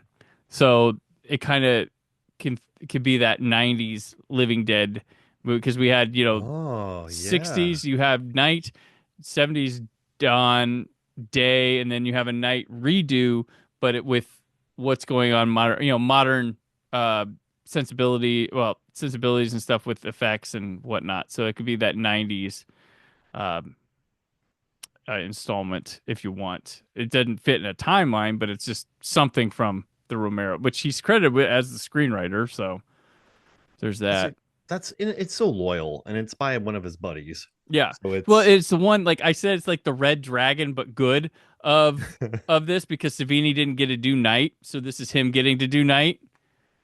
So I was like, all right, it's kind of like that. So I'm gonna since I had that one, I'm gonna toss up Sam Raimi Evil Dead oh here yeah, since we're yeah, gonna go yeah. dead because holy shit, bunch of people travel from Michigan to Tennessee, or with it, yeah, it was Michigan to Tennessee. They have no money, none, and this is No, like insane. And I this movie scared me when I was younger. Like it literally gave me chills. It grosses you out. Um, it is. I mean, going back to as an adult and stuff, it's a little bit sillier, but man, it is effective and just on no money, like the batshit stuff he's able. This is like Sam Raimi just announces nobody's gonna stop me. Nobody can stop me from doing anything, and it's just and Campbell's down for everything. The effects are gorgeous. horrific and impressive. Like Yeah, it's so still gross when the oatmeal shit like falls out of like this. stuff, and how they did that with like nothing. Just a bunch of people from Michigan going to shoot for a weekend and put people through the trauma of wearing the makeup, doing all the effects, like the pencil going through and cut. Like it's insane. Like you can see where, like this guy's gonna lift off, like with a couple extra bucks in his pocket. And it's such an influential film too. Hmm. Like that one and Evil Dead. I mean, I think House maybe influenced them a little bit from the 70s. Like it Yeah. wasn't the first Gonzo horror film, but Right. you see a sea change with Evil Dead and Evil Dead 2. Like Hmm. they got money from a bunch of dentists. And I feel like they had just as Yeah. hard time shooting the movie as Ash had in like that cabin. Right. It's and it's also meaner than the first the rest of them. Like Evil Dead True. 2 is cheeky, Army of Darkness is insane. And I mean, it's not even meaner than the remakes, but or the reboots or the sequels, whatever they are. But I love it's one of my all time favorites. Like I had the DVD, then I had to buy the like I had the VHS, I had to buy the DVD, then I had to buy the special edition DVD, Hmm. then I had to buy the new DVD, then I had to buy the special edition of the special edition of this special edition DVD, Anchor then I Bay bought the really, Blu-ray, really hoarded out. Yeah. and then I got the other Blu-ray, and then I got the Blu-ray, and then it's like I own so many copies of this movie, it could like fill up my house. Yeah. And you And keep it's buying and buying and buying. Yeah, like yep. I had the VHS and then I rebought the VHS because they did a special with a clamshell case, and then you get, yeah, like DVD, and then there was like different. There were like reframed it for 185, didn't he? Like I for don't one of the remember that. releases. Yeah. Yeah, and then there's a documentary about the women of it, like they added to it, like so much. And Like then it, but then like I bought the Boomstick edition of hmm Army of Darkness. Too many editions, but great. That's like a crazy influential movie. Yeah, yeah. All the Evil Deads I've bought like plenty of times, and if they do something new, I'll be interested again. I did even find somebody made a big like DVD set of like 4 discs, and they had like all the cuts, including a cut that included every piece of footage Oh, from it was like the Screwhead edition is what they call it, or was it that? Or was some edition like they used, because there's deleted scenes, there's the director's cut, there's the international cut, director's cut, theatrical cut, and television scenes that are all different in Army of Darkness. And someone made a version with everything included, including both endings, to make it work. Yeah, just insanity. I mean, so I worked Comic Cons for many years. I did about 50 shows for Wizard World, Hmm. and Bruce was at a lot of them. And you should see the mob of Evil Dead fans. Like Oh this yeah, is a loyal. Like I read all of his books. I read both his autobiographies. I read Let's Make Love the Bruce Campbell way, like yep, where he destroys an A-list movie. I've listened to his audiobooks. Like people are obsessed with Evil Dead, yeah, and like it all started in that cabin in North Carolina. yeah. Oh, I Very love that. crazy, very That's a good crazy. pick. So yeah, we have 3 left each. We should, or something like that. How many you got left? I don't know. Do you want me to go through them pretty quick? Do you I want don't know. to? No, I'm just Okay. making Yeah, I sure got. we're Well, what have we done? 7. 7 each. Yeah, I Okay. think so. Well, I'm just gonna. I got to do it. But Wes Anderson for Bottle Rocket, Right? because listen, there's a moment in the movie where he's like, where Luke Wilson is talking about why he had to go away for a while, and he's like, they asked me if I wanted to, go water skiing or do something else. He's like, not only did I want to answer that question, but I never wanted to think about like any other question for the rest of my life, or like think about aquatic sports. Like, but it was this really interesting speech where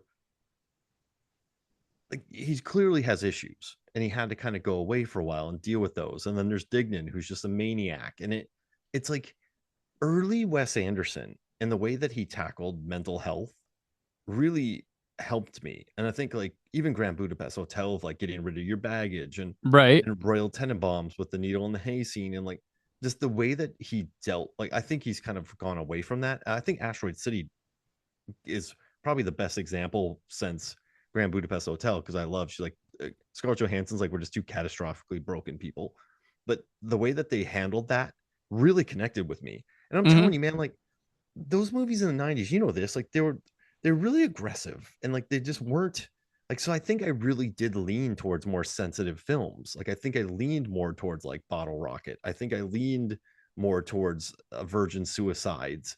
Like these are movies that like like when I saw him, I was like, oh, like this isn't me. Like none of these movies are me. Like I loved Lloyd Dobler. I was like, he's not me.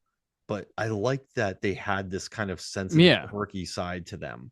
And I don't know why, but just the fact that there's that little scene in the movie has earned my infinite respect. Well, there's a thing with those '90s movies that were like there's like a the word used like cool with the indie stuff, and it felt like we were all somewhat watching them, but we might not have been watching the same ones. So it was like cool recommendations you had, like video store recommendations and things like that. These movies that felt like slice of life a bit. And like, oh, I can't believe they talk about this in this movie or something like that. And you were having these conversations with your friends or at the video store or something like that, where there's loads of indie movies and you might just like them for a moment even that happened in them. Not just maybe not the whole thing, but there's just like, I don't know. Things were like like you say, like personal in them or something like that, and it just felt like they were telling instantly grounded stories that felt of the moment, but didn't feel like phony, like adults writing for kids or something like that. Um, yeah, I don't know. Like there's just something of that era really struck. Especially when you're in your teen years and stuff and checking these Yeah. movies out. Like it wasn't like teen movies that were coming out. They weren't. There was the teeny bopper movies that were trying to write off John Hughes waves, but not even there with that. Which I enjoyed some of the two, like Can't Hardly Wait and stuff like that. But like these were like real, like they got us, Like something Dazed like and that. Confused and stuff like that, where Yes. your the speeches in that movie are so iconic because they felt real. Hmm. Uh and like I don't know, there's just those are the movies that really connected with me. Like so yeah, I don't know, but I had to include I love Bottle Rocket. So Yeah. No, Bottle Rocket's very cool, and yeah, he'd hit the MTV generation with Rushmore right after. I remember MTV pushing the shit out of yeah. that movie. And then Yeah, you that was watch it and awesome. like they're I mean like good on them for giving kids taste, but I don't it doesn't really feel like when like the teens would go like election and stuff like that, like the MTV was pushing, but I'm like, yeah, they're trying to curate some better taste to the youth. Okay. Oh, Election. That movie rocks, man. Oh, Yeah. I love that. It wasn't his first though. Citizen Ruth was his first. Was it Citizen Ruth? Oh, well, no, I didn't mean it as the first film. Oh no, Sorry. I just Yeah. love that movie Oh too. yeah. Like just I love how everyone thought Tracy Flick was the bad guy. It's like, Hmm. guys, she's a child. Yeah. Um, come on, y'all. Her mom like medicates her. Stop. And Summer's not the bad guy in 500 Days of Summer either. I just want everyone No. to know that. No.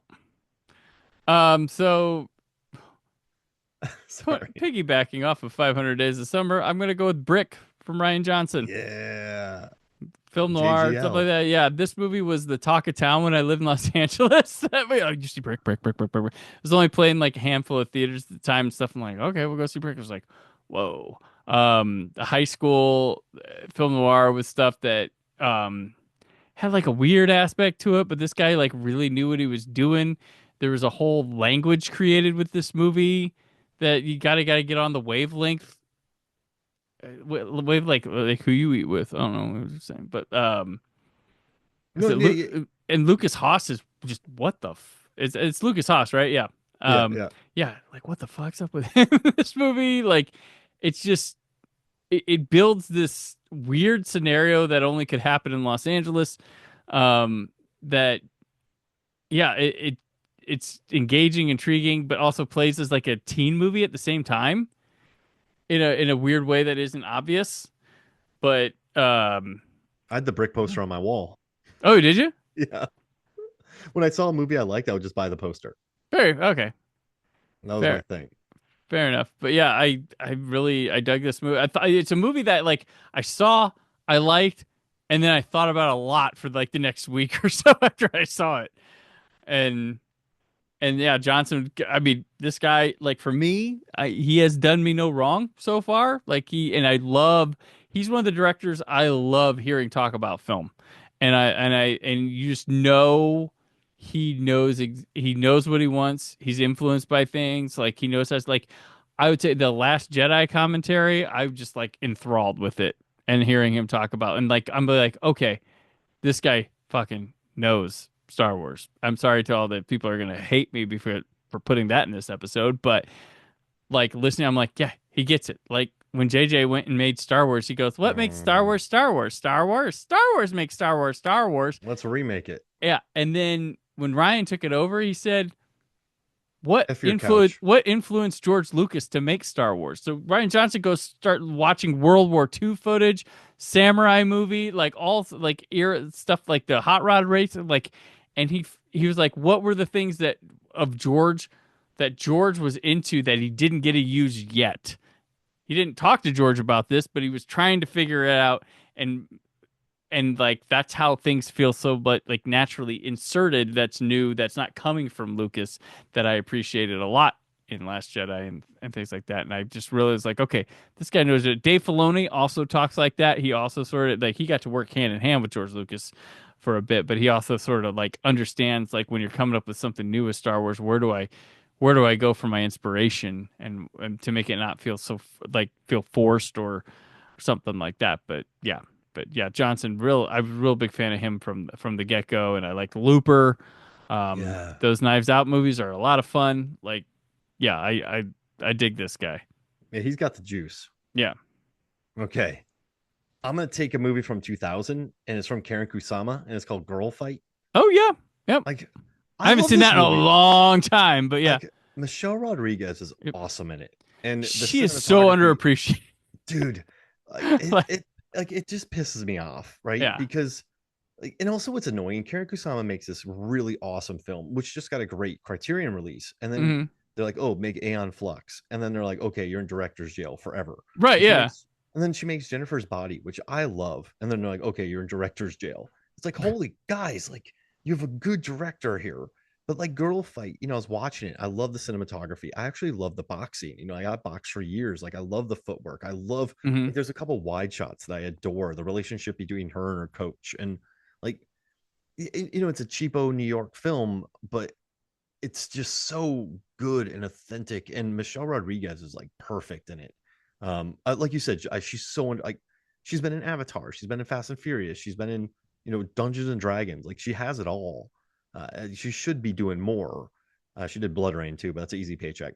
But I just think Yeah. Girl Fight is, I don't know, I love it. Like, I watched that, and I wish Dogfight was a first time film too, because I watched Dogfight and Girl Fight kind of Mhm. back to back recently, and they're just both such good movies. And like, it comes down to the boxing match at the end, and like, I watched it with Megan, and Megan was just like, "I love this movie," my wife.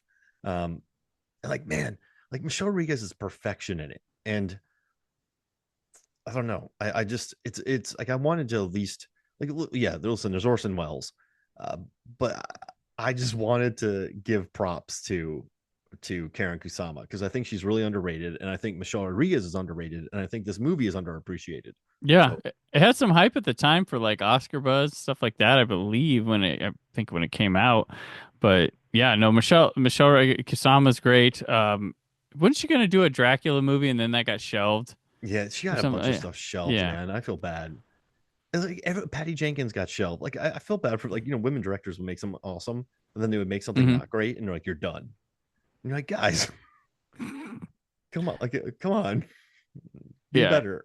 And yeah, well, like, and Rodriguez, I think when she was on Lost, like a lot of bad press went with her or something like that, because that was during the time of all the like DUIs that they were getting. Every Lost member got DUIs. Well, you knew they were getting killed off because there was a report of a DUI, like at least a month before their last episode or something. But like, no, I really like her. I think she's undervalued as an actress and as a beauty, because Oh man, she's a stunner. But like she does weird things. Like she did that one movie. Was it a Paul Schrader movie or Walter Hill, where she played like a person who was like a oh hitman or something that got forced to be yeah. like had a trans operation as revenge or something. Like, I it was never really watched weird. that one, but I read about it. I It's like had to Sigourney review it. Weaver It and was her, and yeah. I don't know, man. I just love. I think I Hmm. just like, and like, It makes me think like Fast and Furious is one of the greatest cast films of all time. Might I be, mean, yeah. Paul Walker, Vin Diesel, Michelle Rodriguez, like, they went out and found a really great cast Yeah. for that. But yeah, no, And she's like, sequels continuing to add people too. oh yeah, I don't know, man. I just love Michelle Yeah. Rodriguez. I'm a big fan of hers as well, yeah. Like, Okay. SWAT, man. That's like her. That's when she was like, I thought she was super hot in SWAT. Yeah. Okay. My next one is gonna be Ryan Coogler, Fruitvale Station. Oh yeah. Talk about, like actor director combo coming together right there. Um, and just this is a day of the life. There we go. Right? Yeah, it's one day, right? I believe. Yeah. Well, Yeah. yeah. Like wakes up in the Yeah. morning and leads to that. To that, yeah. And That's just such a good movie, and that hurts. it hurts. It showcases injustice. It showcases confusion. Like you understand, like he does a good job. Like it's not displayed in such a like super biased way, but it's in a welcoming way to the person who would think one way about the situation to begin to understand it, if that makes sense. Yeah. Like, It's not. Yeah, it's not like Passion of the Christ. right, yeah, yeah. Like Michael B. Jordan is excellent in the movie. Um, it's got a very good documentary style approach to the camera work that a lot of directors can't do, but it's a cheap way. But I just, yeah, this movie hits pretty damn hard and pretty good and gives you like, yeah, an anti-hero type character, a problematic character who doesn't deserve what happens, it's a lot to chew on. That's what I like about the movie. A lot to discuss. This one and stuff like, I mean, pairs up well with like The Hate You Give, I would say is another one that helps to display almost like instructional videos for people who don't understand. Like that's what they say. But it's entertaining movie as well, heartfelt. Like it I mean, it should have gotten more recognition than it did. I mean, people are talking about end of year stuff is what I'm talking about. But Coogler came on the map and he's been crushing it, and he is one of the best Marvel directors they have. I would say he stands out in the pack with your James Gunns. Well, because they're smart. And like James Gunn, he gets his scripts done and he gives it to his VFX companies, and they have time to do the VFX. The script doesn't change. Like they can build sets. Like Coogler's the same. Like he's a good writer. Well, he probably tells the VFX what they want and how to look rather than just, can you go do this? Yeah, it's not a first time someone who's coming off of indie making a $300 million movie. Coogler did the unthinkable with Creed. Yeah. Just like, Jesus, like, wow. I mean, I don't know what it is. Maybe it's just a male thing with the Rocky movies, but man, they can get to me. He did it with Creed. Like, he's smart though. But like, think about this, right? Fruitvale Station, based on true story, powerful thing. Then Creed. When I heard that Creed was about Apollo Creed's son trained by Rocky, I went, that's a really good idea. And then like Black Panther's kind of a hero's journey, so he knows how to kind of keep it simple and then let the characters expand. Like he's just very smart, and he knows how to like get the most out of a story by keeping it quite straightforward. Does that make sense? Yeah. Yep. Yeah. Not going extravagant. It's preaching without being preachy and stuff like that. Yeah, I agree. Yeah. Just letting you find yourself there. But he doesn't hit you over the head with it. Like some movies just like bonk you. Like Message. Yeah. Oh man, I love that. Message. Oh, okay. Last one, I guess, yeah. Oh man. And then we can go through just whatever we have left from that hasn't been mentioned. Okay, so let me look. I was gonna say Chronos. Ooh, yeah. Because that's a fully formed Del Toro right there. You got vampires, you have amulets, you have blood, you have Ron Perlman. Yeah. He would make the same film today. Exactly. Yeah. Yeah. No, 1000%. But let me check something real quick. I just want to check. Let's see. Director, because this might change depending, because I just had a really okay. I'm gonna get you, sucker. 1988. All right. Keenan Ivory Wayans. I went from Chronos because we were saying message the whole episode. Yeah. And I was like, I forgot about that movie because listen, that guy, you start with that, Hmm. I'm gonna get you sucker, but then he goes to scary movie, and that thing just explodes. And but I think I'm gonna get you sucker. I watched it as a kid, and I thought that was one of the funniest things I've ever seen in my life. It's just, and it kicked off like the weigh-ins. Like people Yeah. don't remember how big the weigh-ins were in the 80s, late 80s, 90s. It was a weigh-ins Hmm. movie every week. The 2000s, and then you had then you had white chicks. Hmm. Like they really in living color. Like I grew up Yep. in living color, so like these guys ruled for a long. Yeah, like Damon had like last like so many movies. Uh, but yeah, for me, I gotta go. I'm gonna get you sucker because like there's Okay. like someone posted a thing today like what's the greatest walking scene ever, and it's when I think it's in this movie when the guy gets out of prison, he's dressed like all up in his attire and he has fish tank shoes, and then like one of the fish tanks breaks and he has to limp away.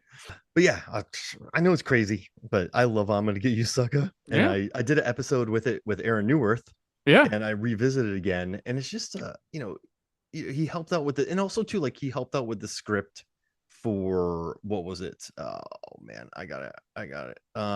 The Hollywood Shuffle, like he helped Oh write yeah, that yeah, yeah. film. Robert Townsend. Uh, Yeah. and I just love I'm gonna get you sucking. Like you have Damon Wayans in it. You have like just it kicked off so much, and it kind of helped kicked off their kind of reign there for a Yeah. long. They Like they're did have still in a yeah. films.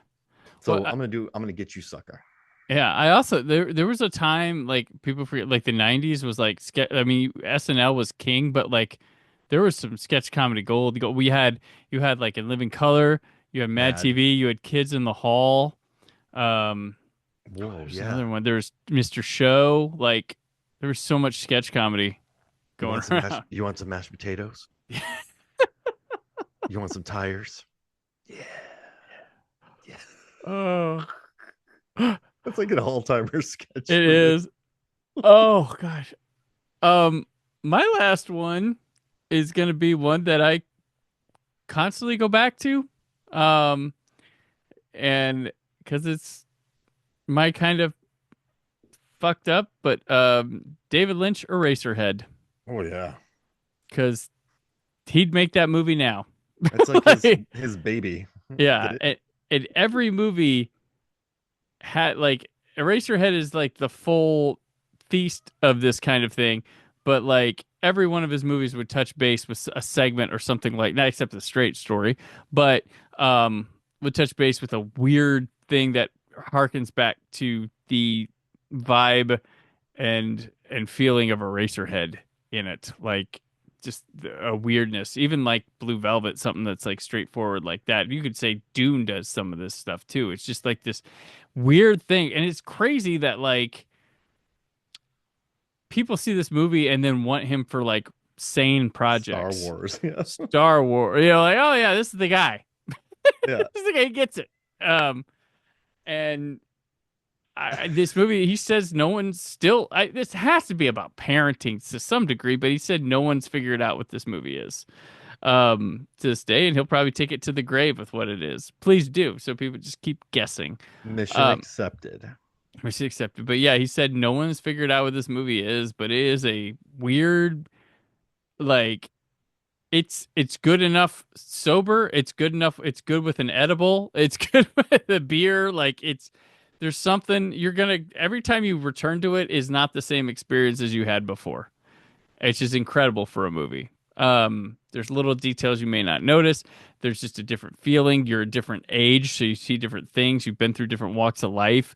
But I've been watching this movie since I was like a teen, going revisiting it, being like, "What the fuck?" Like from "What the fuck is this?" to "Ooh, I get some," like it's a weird one, like that hits you differently at different stages in life. But it's also just something to like I don't know. You can put this on and just like lose yourself in a trance too, as well, which is a kind of a very cool feeling.